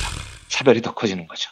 이 손주 때에 가보면 더 커지는 겁니다. 이래서 흑인들은 가난이 대물림되는 게 아니고 끊임없이 더 빈곤해진다는 겁니다. 그러니까 밀턴 프리드만이 그 야구선수 제키 로빈슨의 일화를 든 게 왜 잘못됐냐면 제키 로빈슨처럼 유능한 선수가 많아지면 자연히 흑인 야구선수가 늘어난다는 주장은요. 성립을 할 수가 없는 게 가만히 놔두면 흑인들은 할렘에서 살면서 대학은 고사하고 고등학교도 못 가는데 어떻게 좋은 야구선수가 되겠어요. 야구선수로 뛸 글러브도 없고 배트도 없을 텐데요. 그러니까 실제로 미국 프로야구에서 흑인 선수들이 늘어난 건 가만히 놔둬서 된 게 아니고요. 인위적으로 흑백 차별을 계속 사회적으로 줄여나가면서 생긴 현상입니다. 말콤 엑스나 마틴 루터킹 같은 사람 수많은 인권운동가들이 목숨을 잃어가면서까지 흑인들의 인권을 높여나가면서 생긴 현상이라는 거죠. 한국 사회를 보겠습니다. 박정희, 전두환, 노태우, TK가 수십 년을 장악하던 시절에요. 호남의 모습이 어땠을 것 같습니까? 스카이는 경상도가 훨씬 많이 가고 3대 고시도 경상도가 훨씬 더 많이 됐어 라는 주장은 물론 통계만 보면 그럴 수 있을 것 같아요. 그런데 그 속에는요, 그 통계 속에는요, 호남 차별, 호남의 대를 이은 빈곤의 누적적 확대, 굉장히 슬픈 문제인 겁니다. 대를 이을수록 더 빈곤해지는 이 차별을 인정을 해야 된다는 치졸한 경제적 이데올로기가 내포되어 있는 겁니다. 그러니까 우리나라의 호남 차별이라는 게 사실 김대중 대통령이 40대 기술론을 들고 나와서 박정희의 강력한 라이벌이 되면서부터 시작됐다고 정치학에서는 많이 분석들을 하던데요. 이때부터 경제적으로 숱한 탄압이 가해지면서 호남이 경제적으로 빈곤해집니다. 문제는 그 빈곤이 일시적으로 끝나지 않아요. 미르달이 지적한 대로 교육과 문화와 복지 수준 시설이 호남에 현저하게 떨어지죠. 그러면서 호남 민중들이 받을 수 있는 기본적인 복지와 교육의 수준이 현실적으로 낮아집니다. 그 혜택은 다 TK 쪽으로 돌아가죠. 그러면 TK는 사회의 요직을 더 차지하겠죠. 호남 출신들이 요직으로 가는 진출은 더 어려워지는 겁니다. 그러면 자식대로 가면 호남은 더 가난해집니다. 미르다리만한 악순환이 시작이 되는 거예요. 교육, 복지, 문화 모든 면에서 TK와 호남의 격차가 계속 벌어집니다. 김대중 대통령이 되기 전까지만 해도 강남의 버스터미널만 가봐도요. 호남과 영남의 차이가 어느 정도 컸는지 사실은 금방 짐작이 되는 겁니다. 그러면서 호남의 빈곤이 유지되는 게 아니라 수십 년 동안 더 극심해지는 현상들을 겪어왔던 겁니다. 그래서 미르달의 주장이 뭐냐면 자본주의 시장 경제는요. 이런 인종차별, 지역차별에 대해서 스스로 보정하려는 장치가 전혀 없다는 거예요. 가만 냅두면 더 심해진다는 겁니다. 차별이 해소되기는커녕 택도 없는 소리라는 거죠. 그래서 이 문제를 해결하려면 정부가 강한 의지를 가지고 인위적으로 이 차별의 고리를 끊어나가야 된다는 겁니다. 그래서 정부가 일부러 흑인들 복지를 신경을 쓰고 흑인들 교육에 더 신경 쓰고 흑인들을 더 많이 등용하고 이제 이렇게 얘기하면 자유주의자들은 지랄을 하겠죠. 아니 왜 흑인들한테 세금을 더 쓰냐, 역차별 아니냐, 지랄을 하겠지만 그렇게 하지 않으면은요. 한 번 기울어진 운동장의 기울기는 계속 더 심하게 기울어질 수밖에 없다는 겁니다. 차별의 규모는 더 커지고요. 저는 우리나라의 오랜 지역 감정을 깨는 핵심적인 해법이 지역 감정을 키운 그 차별을 인위적으로 정치 경제적으로 계속 부숴나가는 방법밖에 없다고 믿는 사람입니다. 그러니까 정부가 인재를 뽑는데 왜 인재를 뽑을 때 굳이 지역 안배를 해? 왜 인구 비례를 맞춰? 시장 원리에 어긋나지. 능력별로 뽑아야지. 이런 말은 얼핏 들으면 그럴싸해 보이지만 이건 수십 년 동안 구조적으로 키워왔던 호남 차별을 방치하는 정도가 아니고 더 차별해서 더 대대로 더 누적적으로 호남을 빈곤하게 만들자는 이야기와 다를 바가 없어요. 그래서 저는 대통령 고향이 어디냐는 전혀 중요하지 않습니다. 그 대통령이 한국의 현대사가 박정희, 전두환, 노태우, 김영삼 포함해서 이명박, 박근혜에 이르기까지 호남 차별이라는 정치적 구도를 통해서 한국 보수층이 성장해 왔다는 사실을 인정을 해야 됩니다. 그리고 인위적으로 이 차별 구도를 없애려는 노력을 해야 된다는 겁니다. 그런 면에서 저는 분명히 지역 안배를 고려했음이 분명해 보이는 이번 문재인 정부의 파워 엘리트 등용 방식이 매우 훌륭하다고 봅니다. 그리고 이런 지역 안배는 최소한 인구 비례에 맞는 탕평의 등용 방식은 저는 앞으로 상당 기간 이어질 필요가 있다고 믿어요. 그러니까 트럼프가 지금 하고 있는 방임주의는 저는 결국은 백일 우월주의를 뒷받침한다고 생각을 하고요. 그에 비해서 한국은 분명히 미국보다 옳고 현명한 길을 가고 있다고 생각합니다. 저는 그래서 부디 이 한국 사회의 뿌리 깊은 고질병이 좀 안정적이고 지속적인 탕평 인사를 통해서 지역 차별이라는 말이 제발 좀 사라지고요. 우리 미래의 걸림돌이 되는 게 아니라 우리 미래를 열어가는 좀 중요한 동력으로 자리 잡기를 굉장히 간절히 바랍니다. 그런 면에서 이번 문재인 정부의 인사에 대해서는 매우 긍정적인 찬사를 보내고 싶습니다. 네, 알겠습니다. 근데 스카이가 너무 많은 건 문제 아닙니까?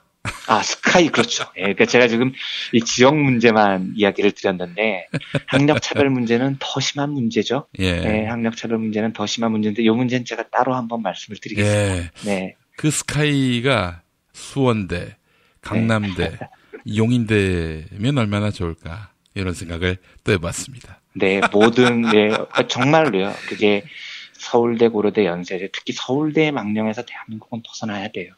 이걸 벗어나지 못하면 굉장히 오랫동안 한국 사회의 진보를 가로막는 걸림돌이 될 겁니다. 이건 제가 따로 한번 말씀을 드리겠습니다. 예, 서울대 국제경제학과 출신의 이완배 기자님 말씀이어서 네. 예, 더욱 주목됐습니다. 예, 자, 이완배 기자님 한 주 동안 고생하셨고 다음 주 월요일에 뵙겠습니다. 네, 감사합니다. 찌는 듯한 폭염에 매일 밤 열대야. 이건 뭐 입추도 지났다는데 타오르는 열기는 식을 줄을 모르죠. 더위에 지친 몸과 마음을 채워줄 든든한 보양식 같은 민중의 소리가 여러분의 불타는 여름을 응원합니다. 민중의 소리 후원 전화 1661-0451 1661-0451. 더위 조심하세요.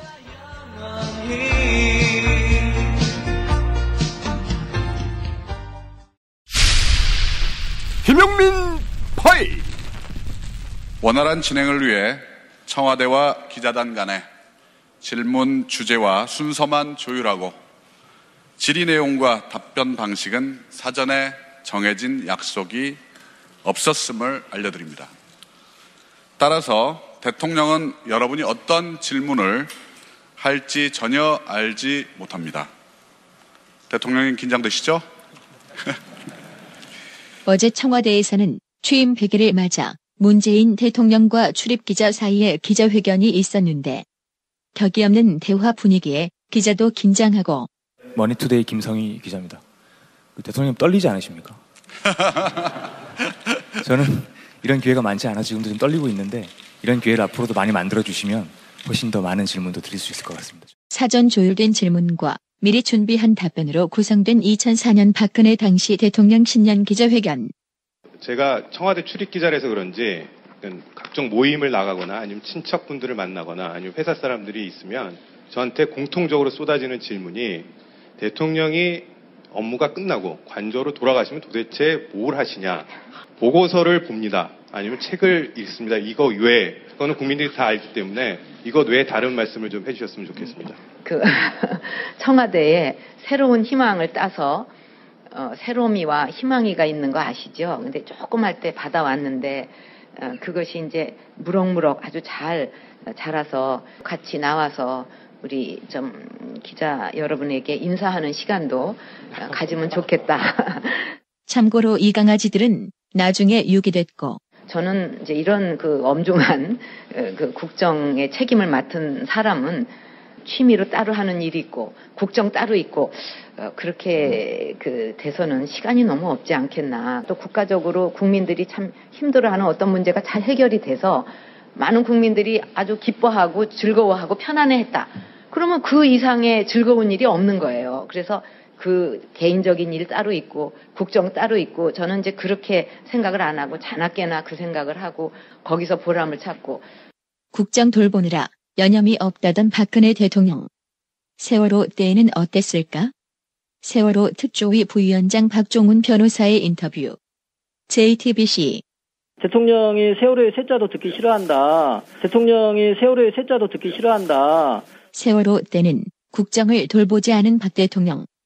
그런데 폐해는 극심했고 그제 문 대통령 세월호 가족들을 만나 선체의 침몰을 눈앞에서 뻔히 지켜보면서도 승객을 단 한 명도 구조하지 못했을 정도로 무능하고 무책임했습니다. 고민을 넣어주는 친구 쇼한 침대. 쇼한 침대가 고민을 들어준다고? 편안한 잠자리의 친구 쇼한 침대. 그렇게 편안하니? 업계 최초 2주 체험 정책으로 유명한 쇼앤 침대. 더 편한 천연 통가죽 면피 소파도 출시하였습니다. 전시 체험장으로 오세요. 더 많은 혜택이 기다립니다. 어디에 있다고? 딴지마켓에 있네. 검색창에 쇼한 침대. 내 몸에 적폐청산 새싹당 콩차가 또 왔어요. 새싹당 콩차 최초 이벤트 2+1 티백 2개를 사시면 하나 더 드립니다. 뜨거운 여름 차갑게 먹으면 더욱 좋은 맛있는 새싹당 콩차. 내 몸의 적폐청산. 인터넷 구매 전창걸몰닷컴. 전화문의 070-8635-1288 070-8635-1288. 안녕하세요. 반지 모델 아이리입니다. 이상형이요? 마법사? 반지! 벤지. 오빠는 마법사? 업데이트. 오빠 나랑 무슨 게임 할 거예요? 벤지. 오빠는 마법사? 업데이트. 네, 반지는 물론 저 아이린도 앞으로 많이 사랑해주세요. 벤지.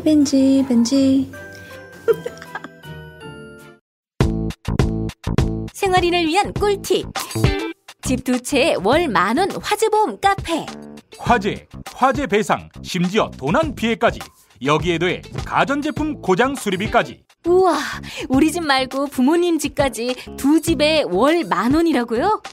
식당, 노래방, 임용실 같은 상가와 숙박업소, 사무실, 공장, 창고, 목조 주택까지 모든 업종의 화재 보험과 배상 책임 보험도 상담해 드립니다.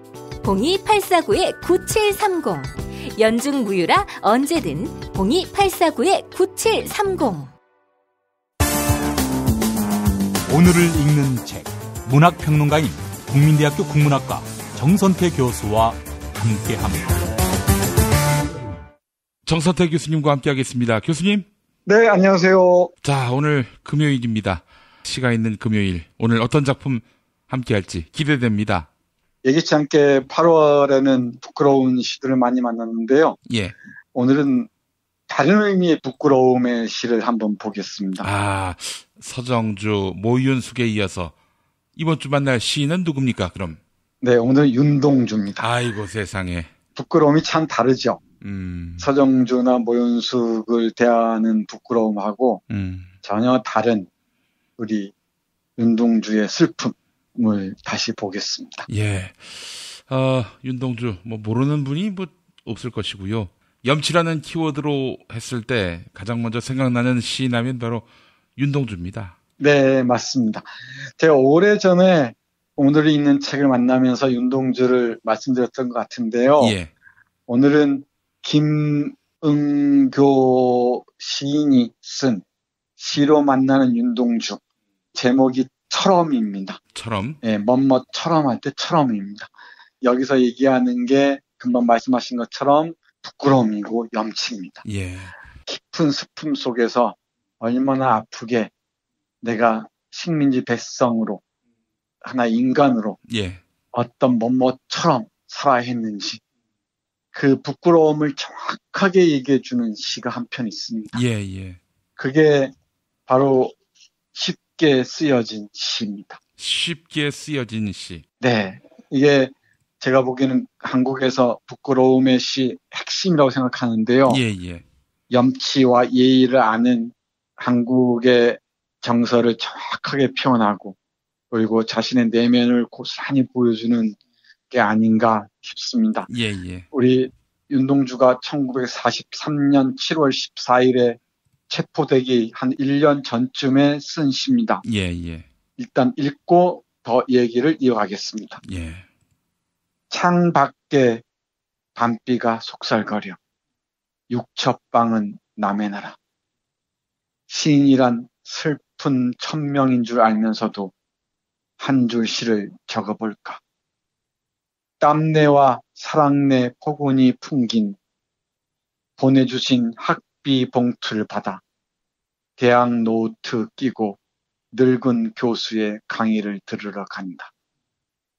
생각해보면 어릴 때 동물을 하나 둘 죄다 잃어버리고 나는 무얼 바라 나는 다만 홀로 침전하는 것일까. 인생은 살기 어렵다는데 시가 이렇게 쉽게 씌어지는 것은 부끄러운 일이다. 육접방은 남의 나라. 창밖에 밤비가 속살거리는데 등불을 밝혀 어둠을 조금 내몰고 시대처럼 올 아침을 기다리는 최후의 나. 나는 나에게 작은 손을 내밀어 눈물과 위안으로 잡는 최초의 악수. 네. 이런 시입니다. 아, 쉽게 쓰여진다. 이건 사실 시인뿐 아니라 이 시대 지식인들, 언론인들 지난 세월을 돌이켜 보았을 때 그 비탄한 세월에 쉽게 기사 쓰고 쉽게 시 쓰고 쉽게 논문 쓰고 쉽게 칼럼 쓰고 그랬던 분들에게도 부끄러움으로 다가왔으면 좋겠는데. 맞습니다. 우리 지난 2주 동안에 부끄러운 친인 시를 봤었는데요. 예. 이 윤동주의 부끄러움을 또다시 봤으면 좋겠습니다. 예. 6장 다다미의 남의 나라에 살았던 이 부끄러움의 시들, 그리고 그 고통스러웠던 상황들을 이 사람들이 안다면은 그렇게 쉽게 얘기하진 않을 것 같습니다. 제가 생각하기에는 예의와 염치를 안다는 게 모든 인문학적 상상이 기본인 것 같아요.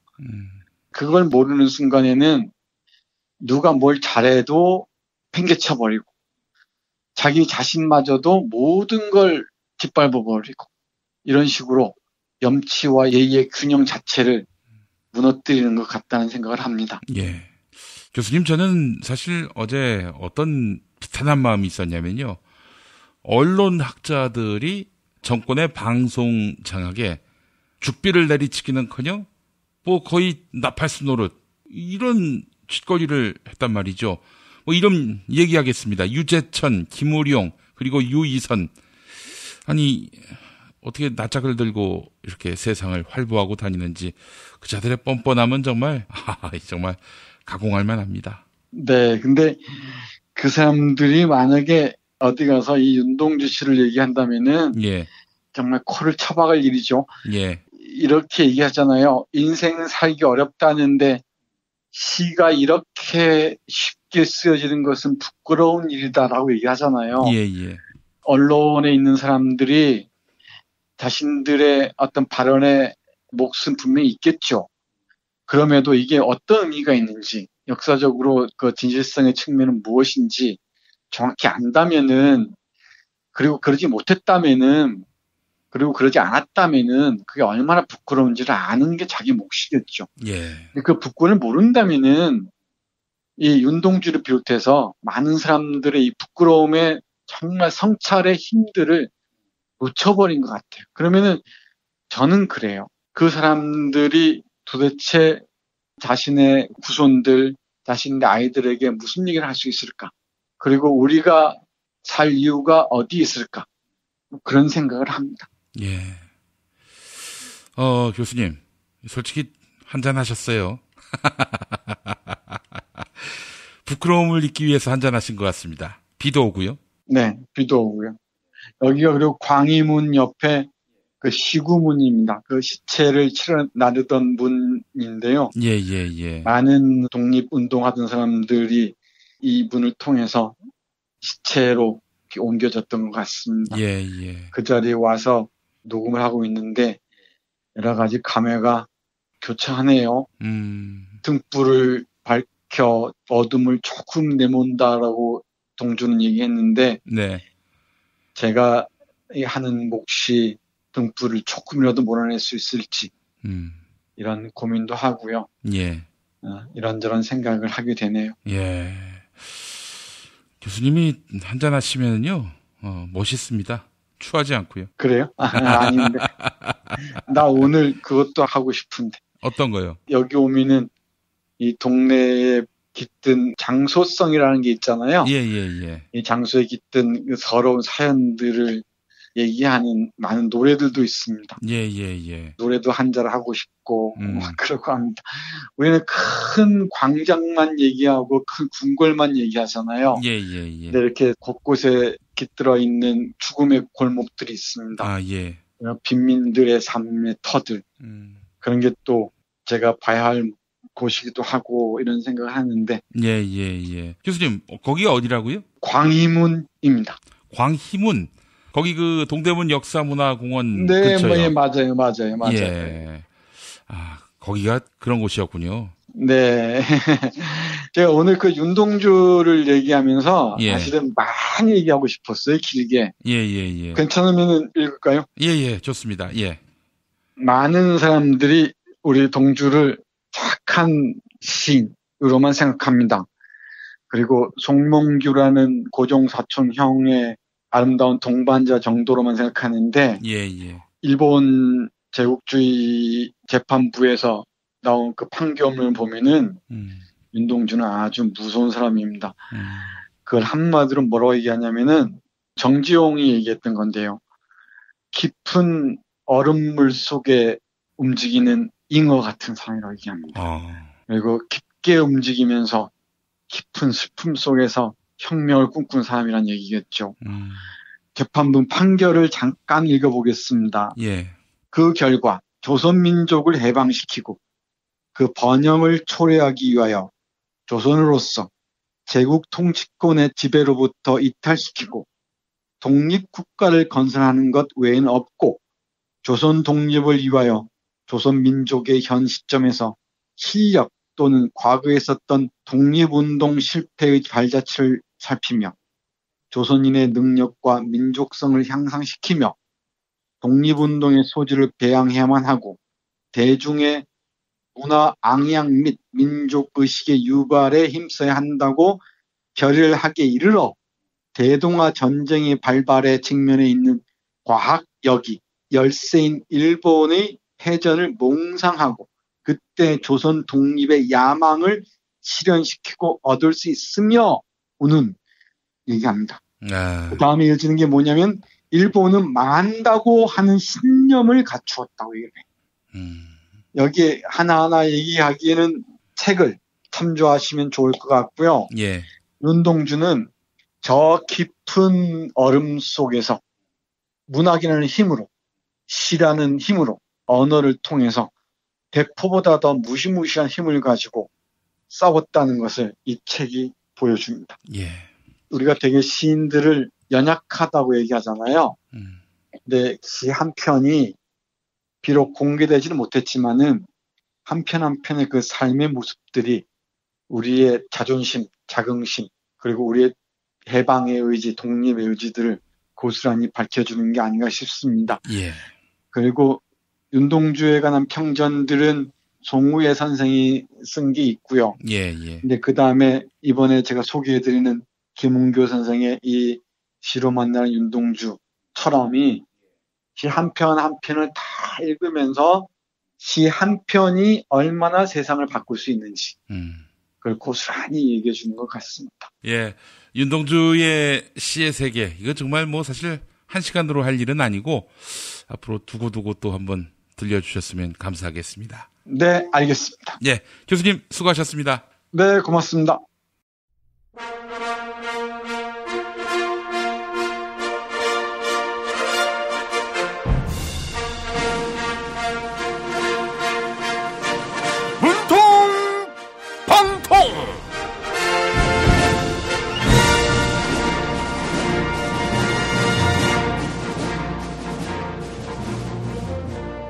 네, 오늘도 문과 안 나오셨습니다. 대통령 문재인입니다. 어제 하루 종일 포털 사이트에 고마워요 문재인 이런 검색어가 상위권을 차지했습니다. 고맙습니다. 대통령 취임 100일 최고의 선물입니다. 앞으로 더 많은 시간 국민 여러분과 함께 가겠습니다. 하루 종일 고마워요 문재인, 문재인 우표, 문재인 정부 성공 이런 검색어만 떴다는데 말이 안 됩니다.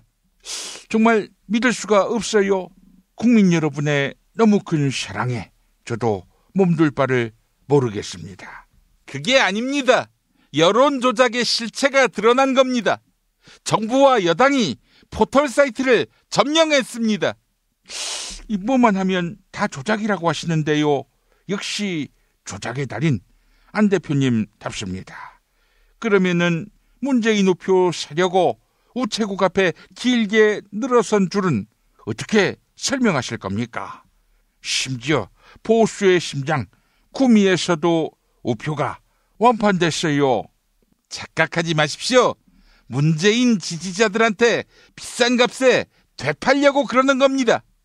그리고 조선일보가 그러는데 당신이 쓴 안경테가 엄청 비싼 거라고 합니다.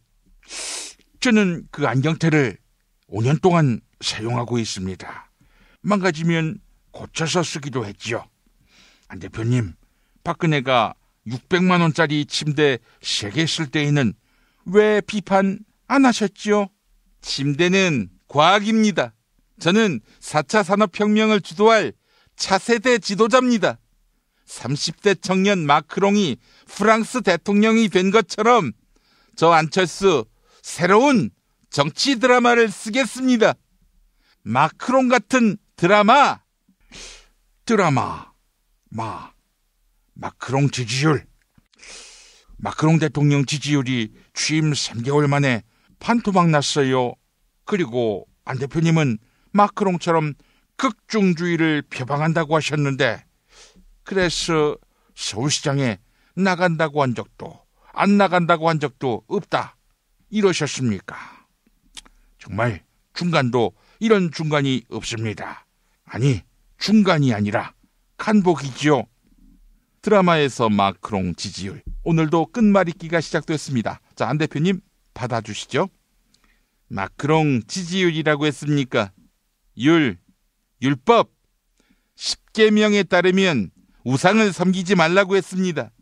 어제 대통령 기자회견에서 어떤 기자가 당신한테 질문하면서 손을 벌벌 떨었습니다. 그런데 알고 보니까 그 기자가 문재인 지지자였습니다. 너무 좋아서 손을 떨었던 것입니다. 당신도 반인 반신이 돼가는 겁니까? 율법이라고 했어요. 법석. 난리도 이런 난리 법석이 없어요. 세상에 문재인이 우표 하나 사겠다고 새벽부터 줄을 서서 기다리고 이게 나랍니까? 그리고 건국이 1919년이라고 하는 건 북한을 이롭게 한다 이 말인 거예요. 좌파 정권 다음 대선에서는 정권 교체로 물리쳐야겠지요. 아이고, 공 대표님 나오셨습니다. 건국절 논란은 보수가 추앙하는 국부 이승만 대통령이 정리해주지 않았습니까? 이승만 대통령도 건국은 1919년이라고 했습니다. 법석이라고 했습니까? 석화는 굴이지요. 홍 대표님은 마치 여름철 석화와 같습니다. 독을 가득 품은 굴 같다 이 말입니다. 홍 대표님은 박근혜의 출당 문제를 논의할 거라고 했는데 말이 왜 자꾸 바뀌는지 모르겠습니다. 지난 4월에는 박근혜를 출당시키는 것은 도리가 아니다 이렇게 말하지 않았습니까?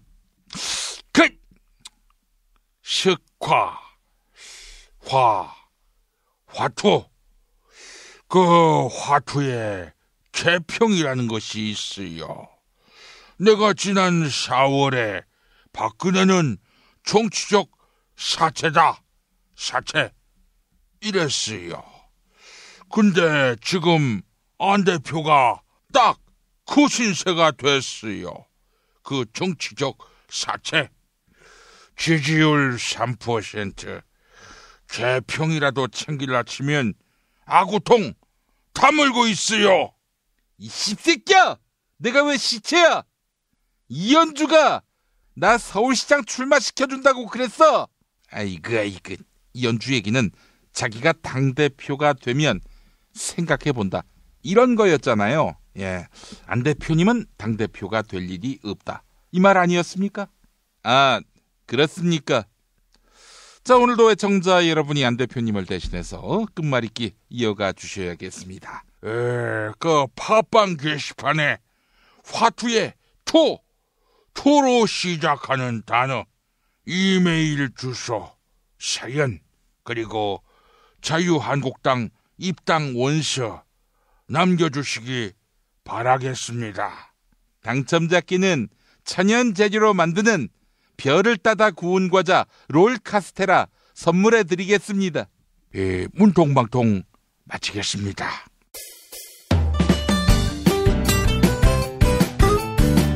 뉴스 포렌바디로 이어갑니다. 팔로워 82만이 넘는 김용민 트위터 계정에서는 매일 설문조사가 진행되고 있습니다.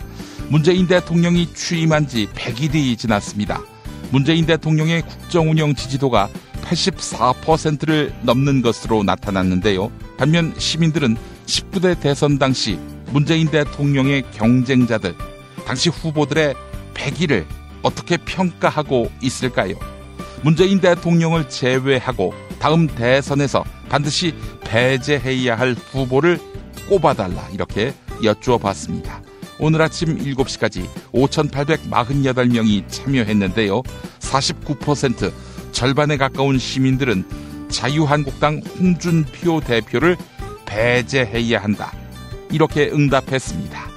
홍준표 대표와 근소한 차이인 45%의 시민들은 국민의당 안철수 전 대표를 꼽았습니다. 다음으로 바른정당 유승민 의원을 배제해야 한다 이런 의견은 4%, 정의당 심상정 의원은 2%로 나타났습니다. 설문조사에 참여해 주신 여러분 감사합니다.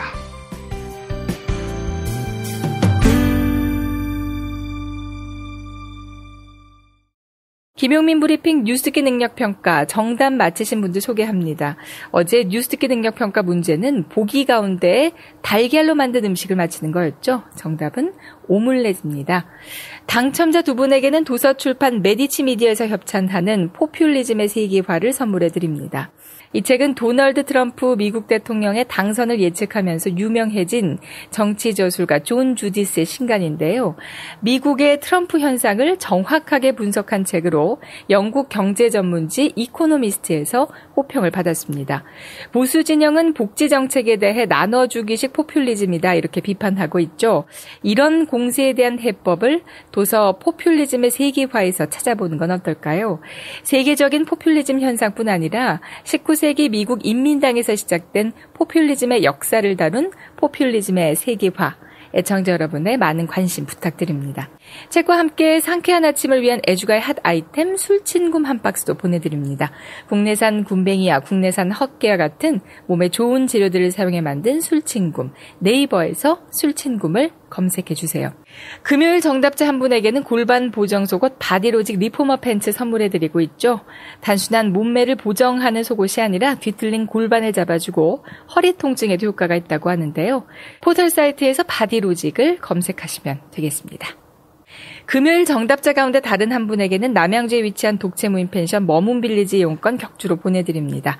총 3,000평의 대지하 건물 2동을 오직 한 팀에게만 서비스하는 진짜 무인 독채 펜션 머문빌리지. 포털 사이트에서 머문빌리지를 검색해주세요.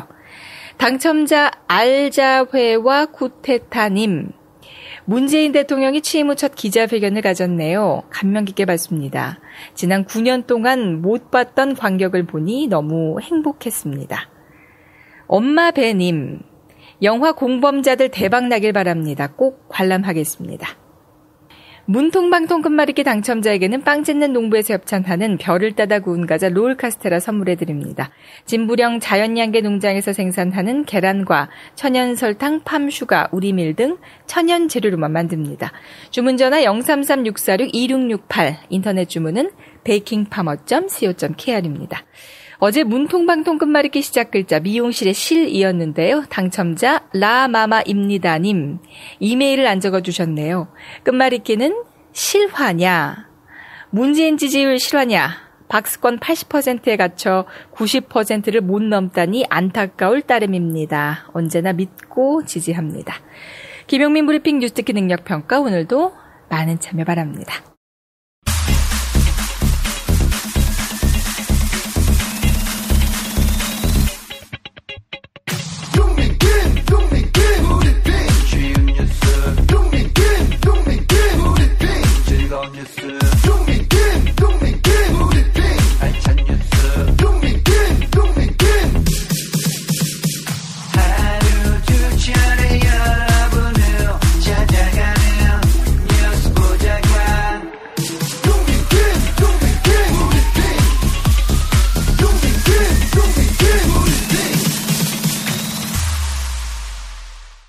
팟캐스트 포털 팟빵의 김용민 브리핑 게시판에 올라온 사연 소개하겠습니다. 문님 바라기님, 네, 김대중 대통령님의 서거 8주기입니다. 김대중 대통령님의 자서전 글귀가 오랜만에 생각났습니다. 인생은 생각할수록 아름답고 역사는 진보한다. 정말 그렇지 않습니까? 예, 정의롭게 살면 인생이 아름답습니다. 최현철님, 철수는 정치인이 아닙니다. 제2의 이명박이지요. 한마디로 사업하는 사기꾼입니다. 상식적인 나라님, 공익제보자들은 법적으로 보상과 생계를 지원해 주어야 합니다. 그러면 너도 나도 제보에 나서지 않을까요? 네, 그런 의미에서 여러분, 아름다운 재단의 어쩌다 슈퍼맨 프로젝트 많은 관심 바랍니다. KDHK 안도리님, 보수 언론이라고 칭하면 안 됩니다. 수구 쓰레기라고 해야 합니다. 네, 한국 사회에서 보수라는 단어가 참 많은 수모를 겪고 있네요. 자, 보수를 지켜라. 김용민이 쓴 책이죠. 여러분 많은 관심 바라겠습니다. 자, 그리고 내일 8월 19일 토요일 오후 5시 광주 가톨릭 광주대교구에서 주진우 기자와 함께하는 맘마이스 공개방송이 있습니다. 국민TV 광주지역협의회 조합원들이 준비하셨는데요. 오후 5시 네, 가톨릭 광주대교구 네, 이곳으로 모여주시기 바랍니다. 제 책 보수를 지켜라 네, 사인회, 또 주진우 기자의 주기자의 이명박 추적기 사인회도 겸합니다. 여러분 많은 참여 바라겠습니다. 2017년 8월 18일 금요일 순서 모두 마칩니다. 고맙습니다.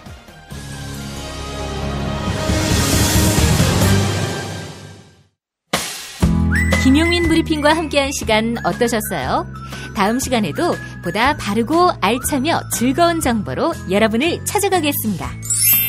팟캐스트 포털 팟빵에서 다운로드하기, 구독하기, 별점 주기, 댓글 달기로 응원해주세요.